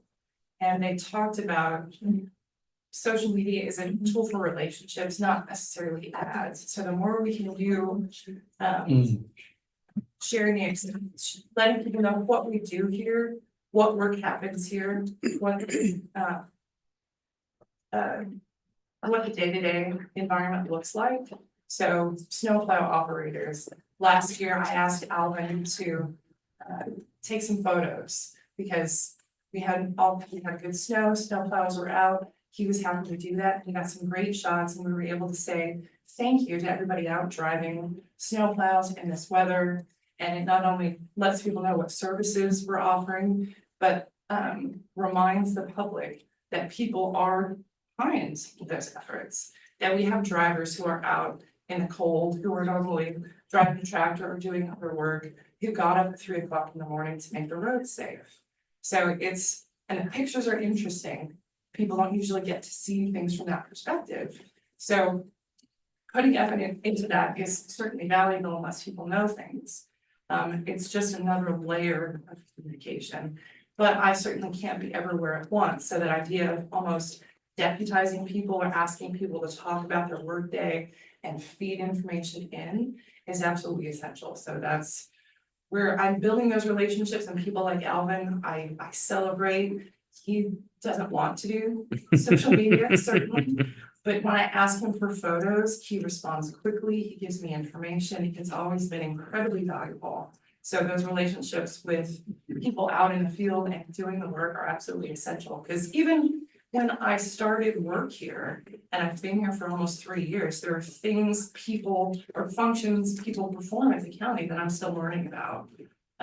Maybe environmental testing, like water well testing and such, I had no idea on my first day that that's something that the county did. So with all these departments and all these layers of things that are happening, it's, the more we can just tell the story of the county, the better. But of course, it all takes time and effort and people and priorities, and video is something that I very much want to continue learning. And I have a few projects in queue. That is something that takes me hours to complete. So I try to just slog through it, my hand learning. And we have that video series that we're working on to educate young voters about the process that they have to register in the county where they want to vote. Because we've had quite a few people show up at the polls, especially students from out of town who are here and have an address here, and perhaps they've registered back home. They're aware of the presidential race, but they're not plugged in to the local community to know that now it's going to look different here. They show up at the poll thinking, well, I registered to vote, but because they're not registered here, they cast a provisional ballot. And if we can get them educated ahead of time, that of course is the goal. And I've talked to you about that, but it's important, and that's something that we're working on, so. They had a good Now I'm date over. last night. They had a table set up with the. Voter registration. For registration, also explaining if you, and it said, if you're registered in your home county, you can't vote here. If you want to Good. vote here, you have to do it. They had a. Good. Yeah, I had a set up. table. Good. We had elections cards on there, so they can Good. contact the elections department. And they mentioned that they're gonna have advanced voting there at Blue Mountain Room. too. Yeah. Mhm. Yeah, it's Hi, Shanika. Hello, good morning. Morning. Morning. And we did not plan this. This was the perfect lead into what we're talking about today, so. Just a second.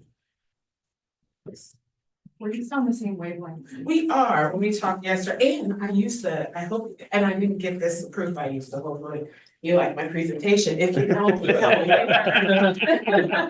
Better than ask for forgiveness, right?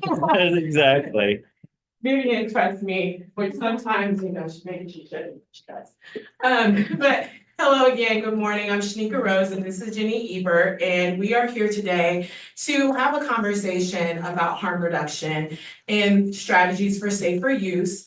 My goal and Jenny's goal today is to introduce you to this topic, introduce you to some thoughts and concepts around it, in hopes that when the Substance Misuse Task Force comes before you with some asks, that you have the information to be informed and help us with some of our efforts for Riley County.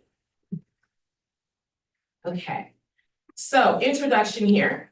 I'm gonna go over just a brief history of opioid use, both medical and non-medical. Some statistics about opioid use and overdose rates, and the importance of harm reduction in addressing the opioid crisis. And I'm gonna slow down because I'll be talking fast.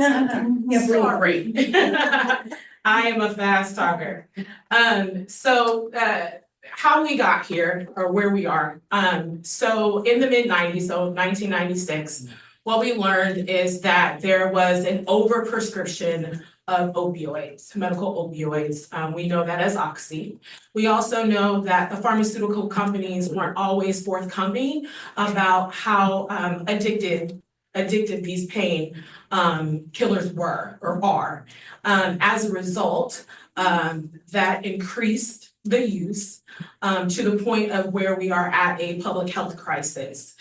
Public health officials like ourselves got involved in this effort as a way to educate for the prevention efforts, talk a little bit about harm reduction, about recovery, about the reduction of use, and then also hopefully getting some policies around how we can impact this and improve this for our communities. Okay. So understanding opioids, again, some of the common ones, oxy, Vicodin, heroin, fentanyl. The effects on the brain, like we always want to know why people use these drugs. They make you feel good.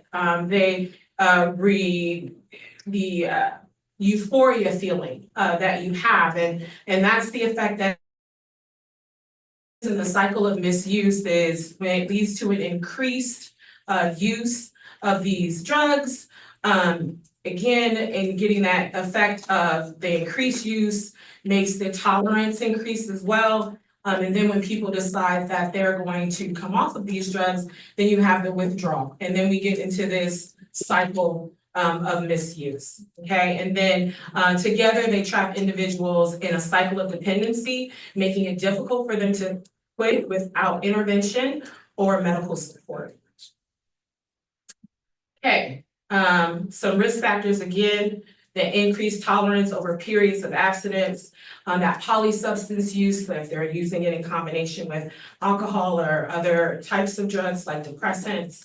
And then again, when we look at the increase or risk factors for overdose, we have that high potency where we have the fentanyl, which we'll talk a lot more about later on in this presentation, okay? Okay, so I thought it was important to talk about our why. And so this is a dashboard from the CDC. It's from the State Unintentional Drug Overdose Reporting System. And this is Kansas as a whole. I use 2022 because that is the latest data available on this dashboard. In 2022, there were 700 deaths in the state of Kansas.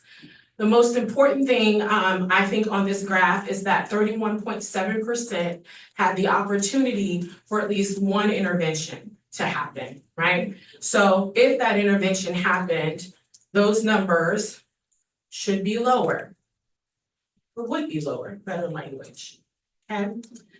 Another thing I wanted to highlight is the non-fatal drug overdose. So these are individuals that went to the emergency room, okay? So in the state of Kansas, there were 2,950 individuals that went to the emergency room in the state of Kansas as a result of all drugs. So this is all drugs, not just specific to opioids.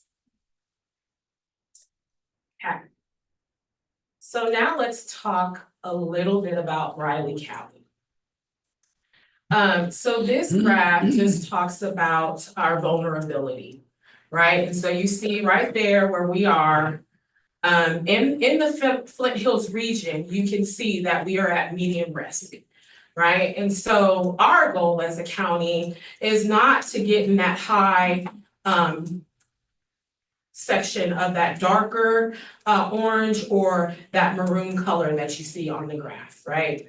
And so with this, it says here that the vulnerability is assessed based on several key factors in the relationship to opioid overdose deaths at the county level, including rates of non-fatal overdose emergency visits, the rate of drugs and crime, the rate of property crime, the rate of violent crime, the amount of opioids prescribed per person. It also includes HCV and STI infection rates, the county median income, the rate of fatal suicide and non-fatal self-harm, the rate of disability, the percentage of labor force unemployment, and the percentage of married couple household, and also the drug trafficking hot zones. So all of that is included in how we get to that medium risk for our county.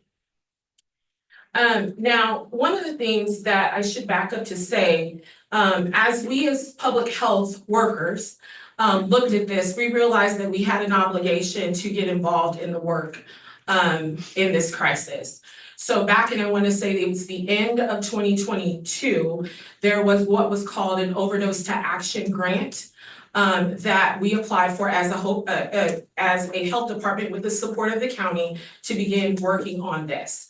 And this is how we had our community health educator before Jenny, Asia, and now Jenny working on this to just talk about what's happening in our community and provide these prevention efforts. I thought it was important to highlight just some actual things from our Riley County Health Department and also from the Riley County Police Department. So this was an article that was released by RCPD back in 2023. If I remember correctly, this was June of 2023, that at that time they reported that there were 8 suspected fentanyl-related overdoses in our community. And so again, making it very important for us to work on this as a community, because this is not happening to our neighbors. This is happening to our friends. This is happening here in Riley County. All right, so I talked all about that. So now I want to talk to you all more about what harm reduction is. Okay, so harm reduction is a set of strategies that are aimed to reduce the negative consequences of drug use without requiring complete abstinence, right? And that sounds hard to hear, but the reality is people are going to use drugs. People are using drugs. And we have to accept that drug use is a part of our culture, our community, and it's happening here. So we need to meet people where they are at and be able to provide them the resources to get to recovery. Okay. So some of the strategies that are involved in that is, again, education. That's a big one. That's why we have Jenny here. Things like I just passed out to you all, which were fentanyl test strips in the education. So that's what that document is. And then in the center by you, Commissioner Ford, are the actual strips there. And then advocating for safe supply and regulating the supplies of opioids to prevent people from resorting to dangerous and unregulated drugs. And next I'm gonna have Jenny come in. Jenny is doing this work. Jenny is what I consider the subject matter expert. I am doing all things in community education, but this is her area of expertise. And so she's gonna talk to you all about Narcan, and we also have a 1 box here that I thought was helpful for the Board of Health and the Commissioners to see as a tool. Before you get started, what's this little thing? So that actually is, if you look at it's for you to crush up. Don't want to, now this is not a how-to class. Are you sure? Okay, so what you do is you crush it up, and then in a bottle cap, you would put the pill. And then you would take that, and that's the scoop, and that's what's gonna help you test. Yeah, Little so it gives scoop. you that instruction there. I'm just gonna put all that stuff down. Thank you. On top of it? So you put the strip, you wanna make sure that you put the strip on top, and it gives you, I'm gonna steal it. See, I should have more. I better open this up then. So yeah, so this is like how you, Oh, it's in the, oh, there you go. it's all combined. Okay, Okay, so what I just passed out to you are the law in Kansas that revolves around Narcan. And the summary of that, just in a quick glance at that, so that is that. That was adopted in 2017 in the state of Kansas. Narcan is something that is the deaths that have gone down for the calendar year, as Vivian spoke about it, is a large part due to having Narcan and having that saturated into the communities. So people know where it's at, where to get it, and how to use it. With that being said, so if you read through the literature, this is something that West Virginia has brought into existence, I guess. West Virginia was on the forefront. They lost more community members and folks than states combined. So this was their outreach to develop. They had a lot of college campuses that said, yes, we will carry Narcan. Yes, we will have that in our communities, but we don't know how to administer it. So if we had a tool that showed us how to administer that, we'd be happy to get that into the community. So this is what this box does. This would go by an AED. It's just something that if there's something happening in the parking lot or in the gymnasium or whatever, wherever the placement is, you can grab this and go. You open it up and pull this strip down. First off, let's take a deep breath.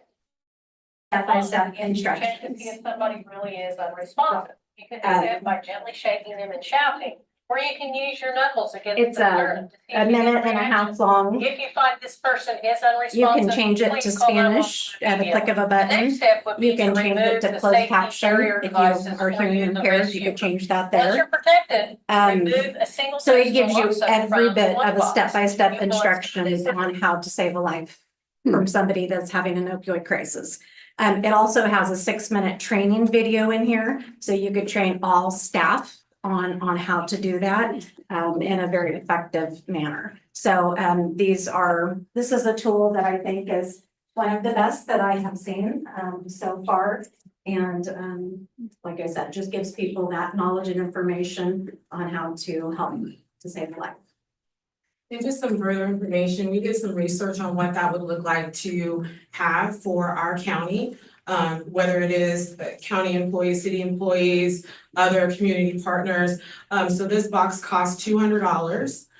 If we buy it in bulk, you do get a discount, but we think it's a helpful resource to actually show to our community and let them know that it's available, and then discuss whether or not we have the opportunity to do some purchasing of that within our program. Does it have an expiration? So the fentanyl, yes. A 2-year expiration on the. Or excuse me, fentanyl, the Narcan. Yeah. Yes, the Narcan does. Any other questions after seeing that? So again, fentanyl test strips as a harm reduction tool, you see that there. Again, that handout really breaks down how you test. And we were able to order those from KDHE free of cost. So we ordered those just for our training purposes. Okay. So stigmas and barriers to harm reduction. Of course, a stigma is just a negative attitude, and I feel like we know that there are negative attitudes around drug use. However, the impact of that is that it prevents people from getting life-saving services. And how we combat that is by providing empathy and also education and support these harm reduction tools and policies and services to help those who are currently using drugs. So some harm reduction practices in public health. Again, this is not new to public health. We do a lot of harm reduction types of things. I just highlighted some that are within the space of drug use. Some things that may be familiar to you is the medication assisted treatment. We just showed you Narcan. There's overdose prevention centers, the needle exchange programs, and then of course, we have the Good Samaritan laws, which Jenny had passed out. And that one's specific to, or she's gonna pass it out now, sorry, so she has it. That is specific to Narcan. And this one, Governor Kelly just put into place this calendar year in April is when she would have signed off on this. Is something that we were one of 2 states that did not have the Good Samaritan law in this regard. So this is important. And then I think she might be important just to pass around. Yeah. And she'll be in here too. So this is, believe it or not, the life-saving tool that restores breathing. Narcan has one job, and it's to restore breathing in a person's body that's having an opioid crisis. So this is it's just you put it into the nostril, push the plunger, and you wait. First off, you call 911 for EMS or law enforcement to be en route. But otherwise, this is it. And like I said, it's a safe medication. It has one purpose and one purpose only. I could administer this right now to myself. I'm not under a no opioid distress, and so it would do absolutely nothing. So this is as safe as keeping right next to the Band-Aids in the first aid kit. So if you guys want to see that or that, so. And so, Just the nasal spray. So what we've talked about is that, you know, an overdose is a medical emergency and we would need to be prepared to save a life. And carrying Narcan does allow us to do that. And, you know, until EMS, it gives us time. It gives us time for medical treatment to happen. One thing about our call to action, when we started doing this work in Riley County, we needed to educate ourselves and get smarter about what has happened, what is happening. And we looked to other counties that have been doing this a little longer than us to see what they do. One of those counties that always impressed me is Reno County, and looking to them as being champions of this work. That would be the best thing, champions of this work. On the forefront. On the forefront of this work, and really putting things in place that impressed me just because of the size of that county, the makeup of that county. And so what can we do in Riley County? What we would like to do is advocate for harm reduction policies in our community, support education, support organizations that are providing harm reduction, and spread awareness to reduce the stigma around opioid use. We have the Substance Misuse Task Force. I'm very proud of the work that's happening there and the individuals that are involved in that work, and just the conversations that are happening and the ability to have resources to educate our community. So just some resources, just I think that is important to highlight. Of course, Pawnee Mental Health and their recovery services. We put the Kansas Substance Use Disorder line, the 988 suicide and crisis hotline, and then also the National Head Hotline, can't speak this morning, for SAMHSA as a resource. So my ask today is for us just to think about what we want to do in Riley County and what we can do in Riley County around policies about health or harm reduction for the individuals in our community that need it most. Okay, I did it. 40 minutes. Do you all have any questions or comments for Jenny or I? Not at the moment. Okay, well, we appreciate your time and listening to this message, and I'm sure I'll be back and Jenny will be too. So Okay. thank you. Thank you, ladies.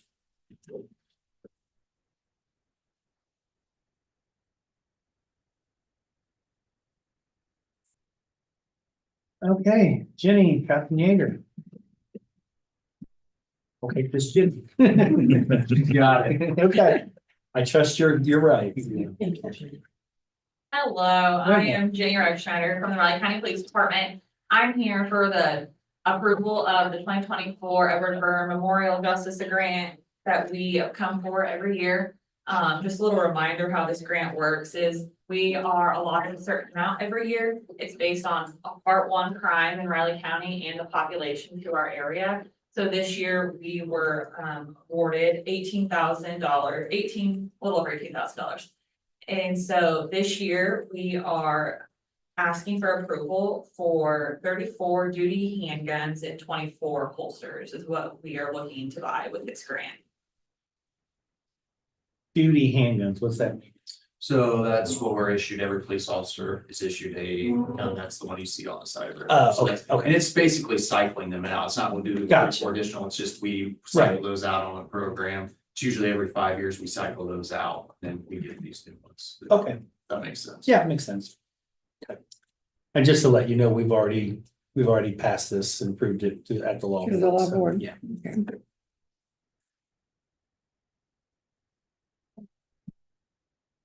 Want to do it? Yeah. It's down quite a bit. Is it- Last couple It weeks. says public hearing, said public hearing on there. You have to have a. public- Yeah. I put down that Commissioner we- Ford opened it up. Yeah. I got that down. Yeah. Okay, that's what I just want to make sure for. And is there anybody from the public who does want to speak on the subject? Okay, then I can close the public hearing and. Crowds are done. Yeah. I just wanted to make sure we did. No, you're Yep. right. Correct. Mhm. Yeah. I'd move to approve the application for 2024 Edward Byrne Memorial Justice Assistance Grant. I would second that. It's been moved and seconded to approve the application of the 2024 Edward Byrne Memorial Justice Assistance Grant. All in favor? Aye. Chair, please sign. Thank you guys so much. Thank you guys. Thank you. Appreciate it. David Adams at 10:45, Commissioners. Did we close public hearing? Yeah, I'll Okay. close it before the motion, just before the motion. Oh, okay. I just. Yeah, thank you guys. I didn't expect it to go on, but you know. I don't know why that's necessary. Wow. It is, but yeah, I don't want to get $100 fine. School. Now, that one would probably be on me, actually, but yeah. I think the schooling is by far the worst part. Oh, man. I'm sure. That's what I'm sure it'd be completely thrilling. No, no. I'd probably fall asleep. That'd probably get me into. And then you get trouble, me to get another Yeah. fine. I missed your memo on the Free State Apparel. Well, you're in regular uniform. Well, actually, my shirt, my polo that I'm gonna change into is the K-State polo. So. Sure it is. It is, it's in my truck. I'm not gonna wear this all day because I'll get it dirty here. I'll spill some. Yeah, I've always wondered why it's always white and the fires, Fire. yeah, the chiefs are always white. Yep. Those are, That's just tradition. The way you do it. It's tradition. Director, you look mighty steady. Thank you. I appreciate you. I like that tie too. oh, thank you. So I like that. Yeah, and you definitely got it. So but actually my polo is a K-State polo. There you go. Because it goes with my- I've got one and a bow tie and that's one that's already tied, so I don't wear it, I guess, but I probably do need to invest in I've been having Craig on, I've been tempted to try to figure out how to think about it. Yeah, I I got him as Christmas gifts and I'm like, if I can't learn how to tie a bow tie, I probably shouldn't wear it. Craig Cox said it took him a couple years to Yeah, that's really what he learn how to said. do it right. They say it's, I've tried. It's hard. Yeah, It's just. Craig Cox wore them regularly. You did. You did. Marvin Rodriguez would wear one on occasion too. Didn't always look great, but he tried. Well, I mean, they were just a little, you know, he admitted that they were a little off, so it's not. I tried. anything. It is hard. Okay. All right, well, give us your update. All right, good morning, Commissioners. David Adams, CMS English Director with I'm here for two different topics. The first one is our monthly updates. So, calls for service in August, 451, picked back up a little bit from what we were in June and July. For obvious reasons, the weather and students are back in town. Break it down by stations. We're back to our typical cycle, if you will. Station 1 being the busiest, Station 2. Those two people in Station 2's area that we helped with. One has been taken care of and the other one made huge strides, took some steps back this weekend. But still working with them. The health department is helping us with trying to get the state to change some of their, how they have this person classified. Oh. Because how they classify them and then what's What they're eligible allowed. for nursing homes and such is Yeah. difficult. So we're trying to change some of that. So, but yeah, we're back to the traditional response breakdown. 74 at Public Works, 54 at the airport, and then 40 in Leonardville. So, continuing with the what did the hiring process, you approved the hiring full-time of Caitlin Vincent from PRN to full-time this morning, so thank you. She starts on Saturday, next Saturday, so since she's already an employee already in our system, it's an easy transition. So CMS audit of our department, so CMS is in regions, we're in the Wisconsin region. And we were notified here a couple weeks ago that our billing is being audited. It's because they look at certain criteria and our criteria is advanced life support, emergency, and that is what they're looking at. So departments who have a majority of advanced life support emergency billing codes are being audited. So we've already had conversations with our billing company. We think we're fine. This is just a random thing that they do. So it's just our turn. So we'll keep you updated on that, but we've already had conversations with WPS out of Wisconsin Physician Services, who will do the audit.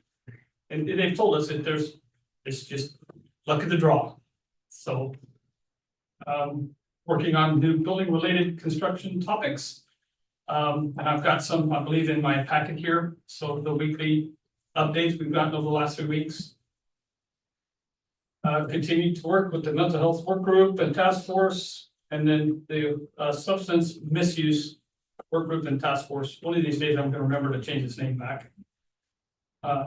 So hands-only CPR stop the bleed training for county staff. You know, we had some decent participation the first couple times. It's really dropped off, I think, quite a bit now. So, we may look and just, instead of doing that monthly, we may have that conversation if we're gonna try and do that quarterly or something. You have couple of them coming up, don't you? I believe so. I think I'm on the one for December, I think. Okay. We did hands-only CPR stop the bleed training for, really it's kind of tied with that Riley County Fire Department, for their non-certified first responders. So, who aren't EMTs or AEMTs for the state. I did 2 different trainings, very well attended. We did one at the FCRC and one up in, North County. So very well attended. Our on-duty staff and Alex and Josh to kind of help support, with the county fire to put that together. So we're continuing the multi-year operational checklist, migrating those over. They continue to evaluate operational needs. DEA changes. There's some new DEA laws that came into effect. Not sure yet if they're going to affect us. We're trying to read through them. So the listservs have been blowing up over that. So, but we're slowly getting through them. But those are something that has just come out. And then continue to observe, and our medical director continues to do case reviews with our staff. We do a Zoom meeting with him, every other month, and it's very good. So very good discussion with our staff. They go over certain calls that either Alex or the medical director have flagged saying, hey, this is kind of unusual. Let's talk about it. Or this was well done, or, hey, what were you thinking type of things. But then that's when staff also have the opportunity to talk to them about different protocols and make sure they understand everything. And so it's just good dialogue, good conversations with them. Then part of what we pay them for. So, and then event standby season's up. We had 18 standbys in the last month. Convocation in K-State. We had some high school, middle school football, some cross-country events, K-State football, obviously. So it's starting to pick back up, and then it's just gonna, we'll start to add basketball here to it in 6 weeks. So car seat check lanes, we'll continue to do those. Purple Power Play, and then the Speedy PD race. It ends up out at the lake, and so we always are there for that finish line for them as well. A breakdown by responses. Friday and Saturday, not a surprise there. Thursday, Friday, Saturday, actually. Not a surprise, it's something we see every month.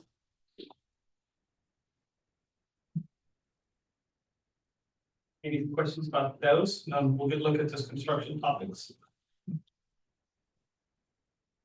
This is what we get every week from BHS, kind of a breakdown of what's going on.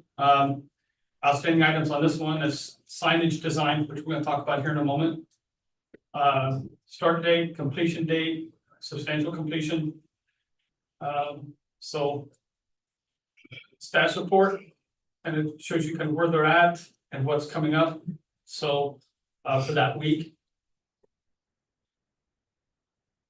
If you have any questions about this, so I will tell you over here when it talks about waterproofing around exterior, the exterior is done on the administration side, and they're making good progress, as I just drove by a few minutes ago, on the staff side, on the south side. So with that waterproofing, so. I drove by that the other day. It looks like they're about halfway through on the south side over there, so they're getting wrapped around. They're doing that, and they've already moved to the east side. Okay, I didn't see, Yep, it's kind of hard to see down unless you Right. drive down there, but I didn't Right. see that. absolutely, so. But, Yeah, so this is, and I believe they poured the concrete in the FEMA shelter yesterday. It's what it looked like Oh, they were good. doing yesterday. so they can start putting the roof up now. Okay, Yep, good. so, they had the big boom crane inside the apparatus bays going over the top. Is that one piece?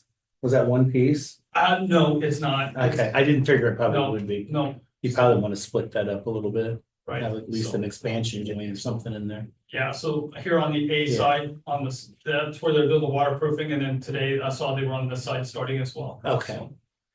So. Once again, I appreciated the tour with you. and Oh, the absolutely. VHS No, guy. absolutely. It was really important to just see the layout and everything. And I Well, felt a lot better about what it's going to look like and the space you're gonna have to start and, out. and it's with, even so, different now because on the admin side, a lot of the walls Yeah. or the framing is up on those. So you can start to see it. So Commissioner Folke, if you ever want to go in there and see Yeah, I'd it, like to. they ask that we do it after hours. Oh, okay. So, evening after they're done working or on weekend. Which I can accommodate whatever you wanna, however you wanna do that. But they ask that we try not to come in there during, Yeah. when they're working, just because. Everybody gets kind of nervous, there's so much There's heavy somebody equipment around, going yeah. on and there's stuff, people working up above and. Yeah. So that's been their one request, is if we have to, we have to, but that we just. So I've taken my crews up there on the weekends. I've gone in on Saturday and Sunday. If I might add, we're all construction knowledge, so we all know how to be safe on it. Just stay out of the way. So, but, so that's, this, like I said, is the breakdown. You can see some of the pictures, the entryway. Yeah, that's not. That's coming together. Yes, so. But, Good deal. that's the screening on top of the building for like the AC units and such. Yeah, so. Any questions about any of that? Oh, there you go. Yeah, there we go. So. Oh, good. So you can start to see the offices and such and how it's gonna look, so.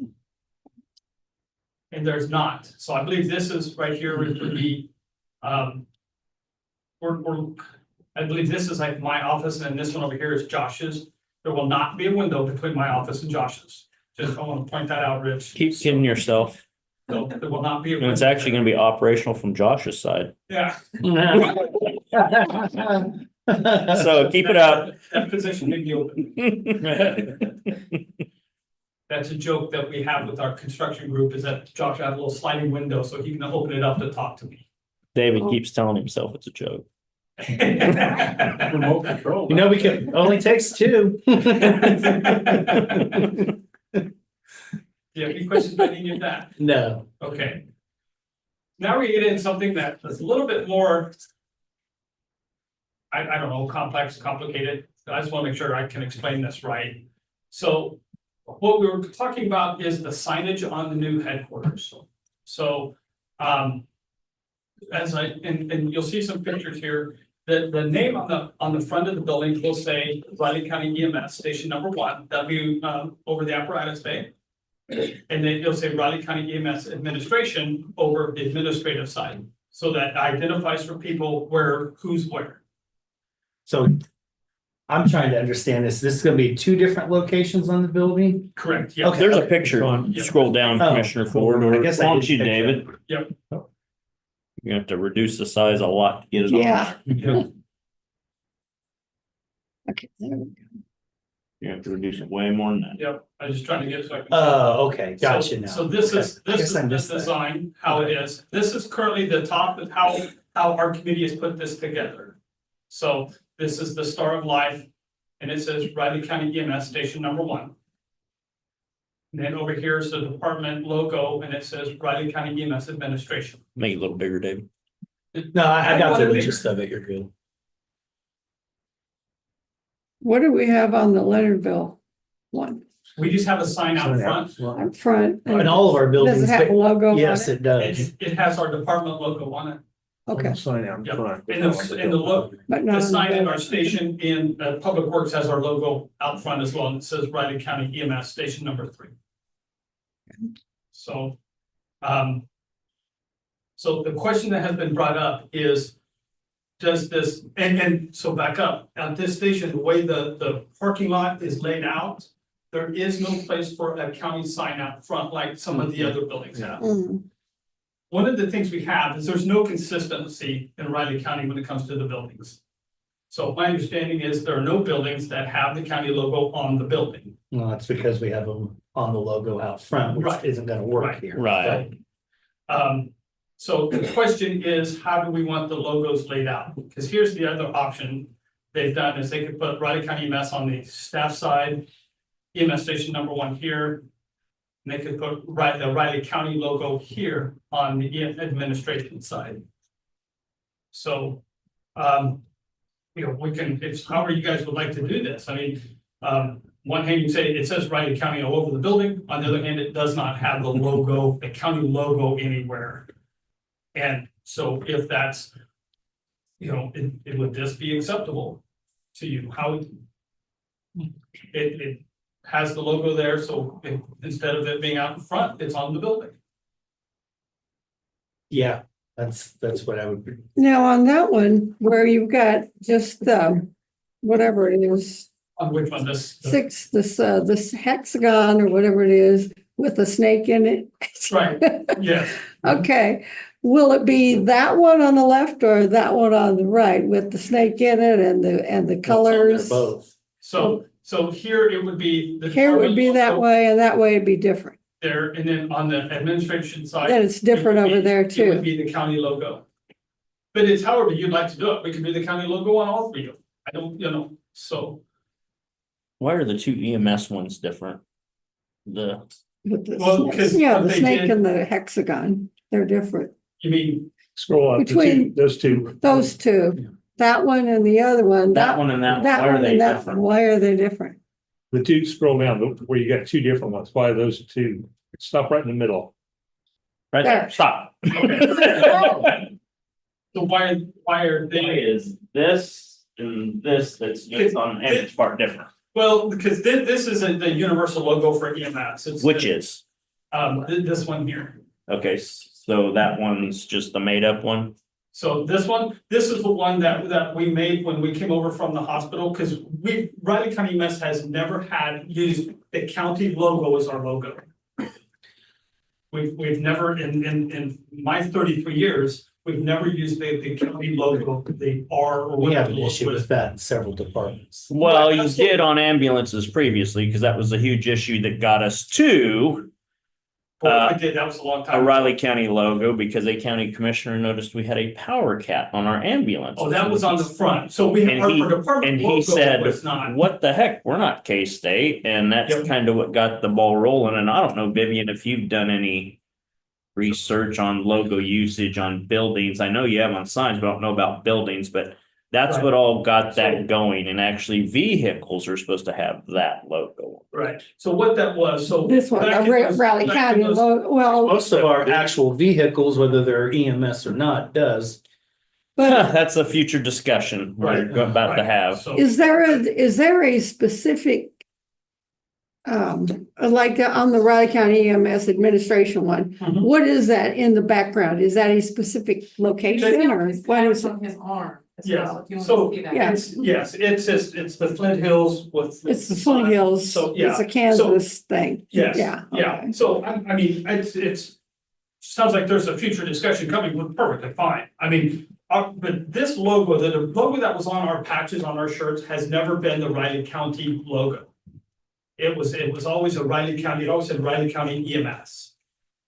So, and throughout the country, there are places are all over the place, a lot of departments have their own unique logo, some don't. Some have the county logo, it just depends on where you're at. So,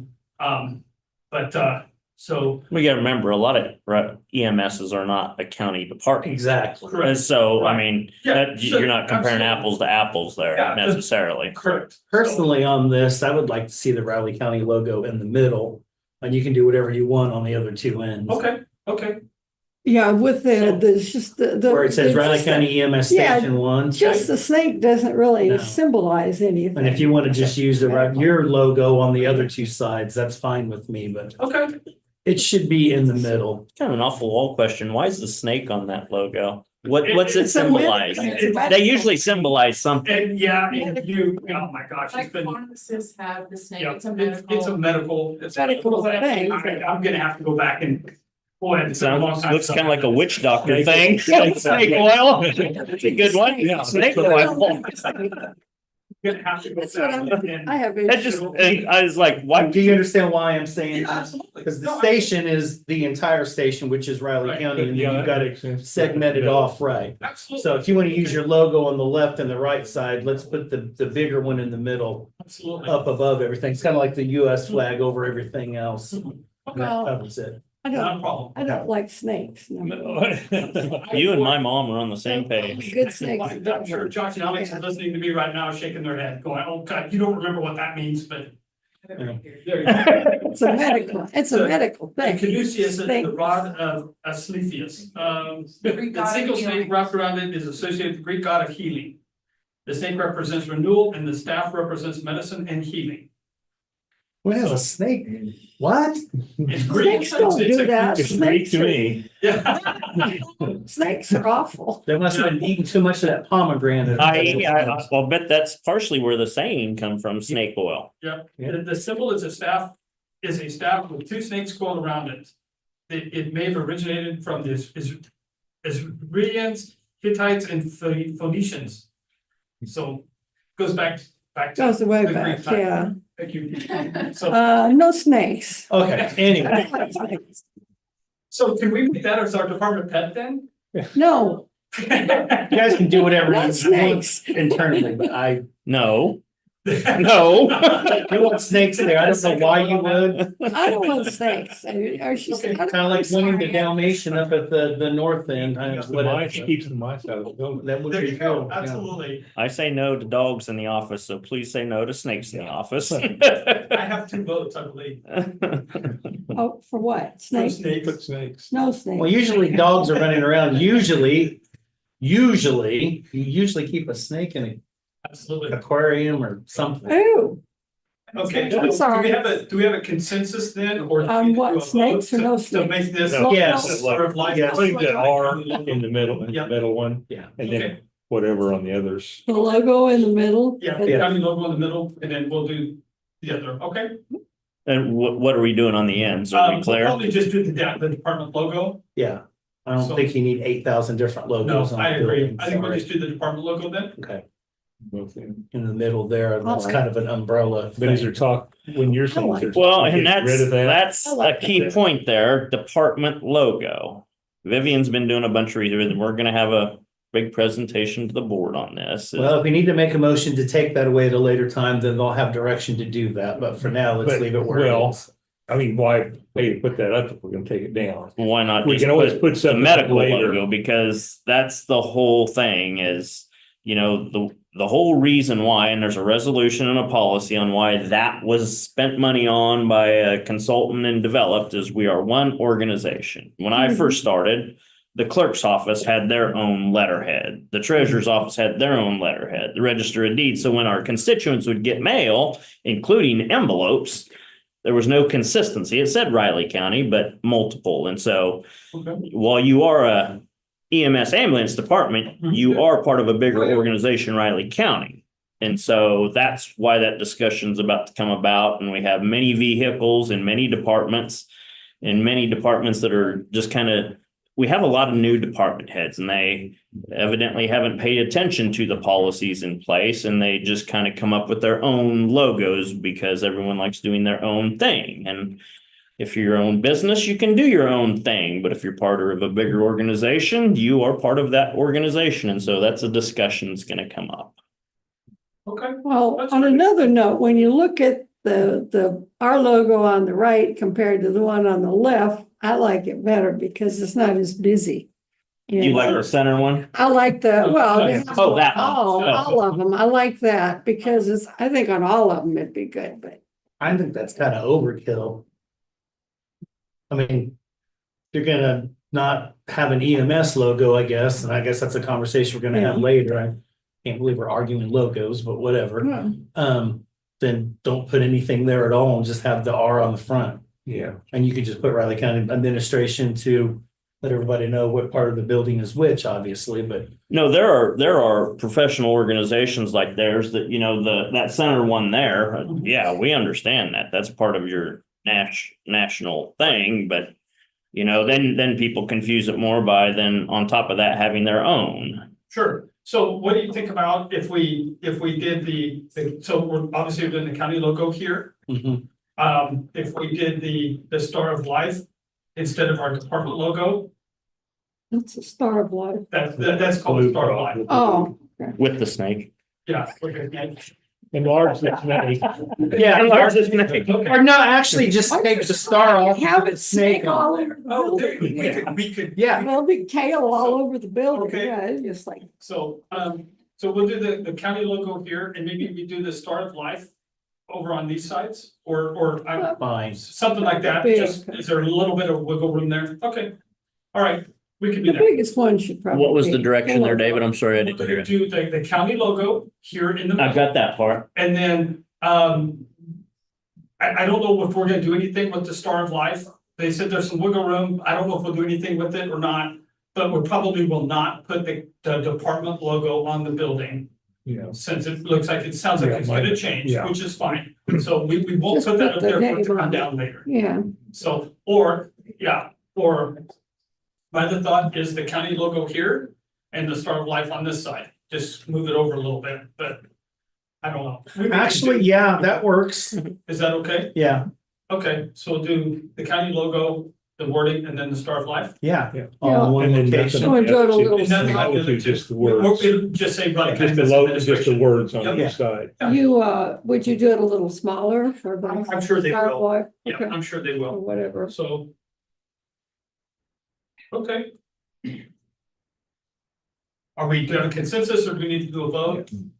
I just put it agreed by consensus. It has the same authority as a vote. Let's make it sure. Whatever the everybody's on board Same page. So I'm not saying no logos on either On side, these other ends, correct. just no more snakes. Well, there is. It's gonna be one. There's gonna be one. One, I know, but one's enough. Okay. All right, anything else, commissioners? Gosh, I hope not. Well, I learned something new. I knew there was a little bit of discussion in the county at the staff level. I didn't know what was going on. So, but yeah, absolutely. Fine with me. Hopefully they're gonna center that a little bit. Yeah, they They will, they Yeah, will. okay. So, okay, all right. Leave some room for sponsorship. Oh, absolutely. Well, and we haven't even talked about the sign that's gonna be on this side here. Yeah, that's not happening. I know it's not. It's in bigger letters though, right? They should have them. Not happening. You didn't even show them that. I did not show them that logo. So on that Star of Life. That's not really a logo, per se, that's just ugliness. Yeah, just the blue, blue cross thing. Okay. Okay, all right. Thank you, Commissioner. Thanks, David. Welcome. Okay. So that's the last item on the agenda. We've got obviously a tour at 1 o'clock, so I don't have anything else in the midst of time. So Amanda and Brittany know Commissioner Ford brought up the subject you're here for and just basically gave it the same direction they gave us yesterday.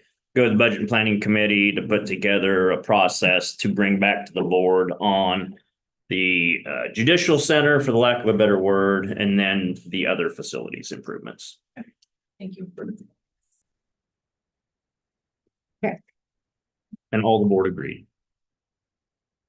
I mentioned earlier, I don't know where you found those people, but you did a good job finding the right person to lead that stuff yesterday. Yeah. We had an RFP with 3 submittals and we had a committee that reviewed that. But Couldn't that was remember how you spelled it. They did a great You job. said you did. Is it EY or just Y? Shocky. BY. Oh, is it EY? Okay. Okay, I'd make a motion to adjourn the September 26th meeting of the Board of Raleigh County Commissioners. I'll second. Been moved and seconded. No. Oh, We need to after? adjourn after the tour. Oh, Oh, yeah. At the Riley County Soil Conservation Tour. okay, I would make a motion to adjourn the Raleigh County September 26th meeting after the tour of the Conservation District. Second. Been moved and seconded to adjourn the September 26th meeting of the Riley County Commission after this afternoon's soil conservation district tour. All in favor? Aye. Gonna be a long one. It's number. Oh, scores. Scores. Oh, we can do that outside of open meeting. What else still? We're still in an open meeting. Oh, that's where that. We're still in an open meeting. Yeah, oh, that's right. Thank you. Commissioner. Why do you always start with me? Because you're on the end. I always lose because of it. I think Price is right at every single time. All right, I think we bounce back. I think still gonna be tough and gritty because that's what Oklahoma State is. Something weird always happens when we play, whether it's here or whether it's in Stillwater. I agree. 6.5 was the spread. I'm being told it moved down to 3. That sounds a little bit more accurate to me. I'm gonna go 32-29 Cats. Great. I got 24-14. Catherine. Oh, okay, well, I had 34-31. See what I mean? Ryan. Close. Always a track meet when you're playing down with the Van Gundy and Co. So I'm gonna go 42-35 Cats. I already had written down 24-22. Oh, just 1 point. 2. 2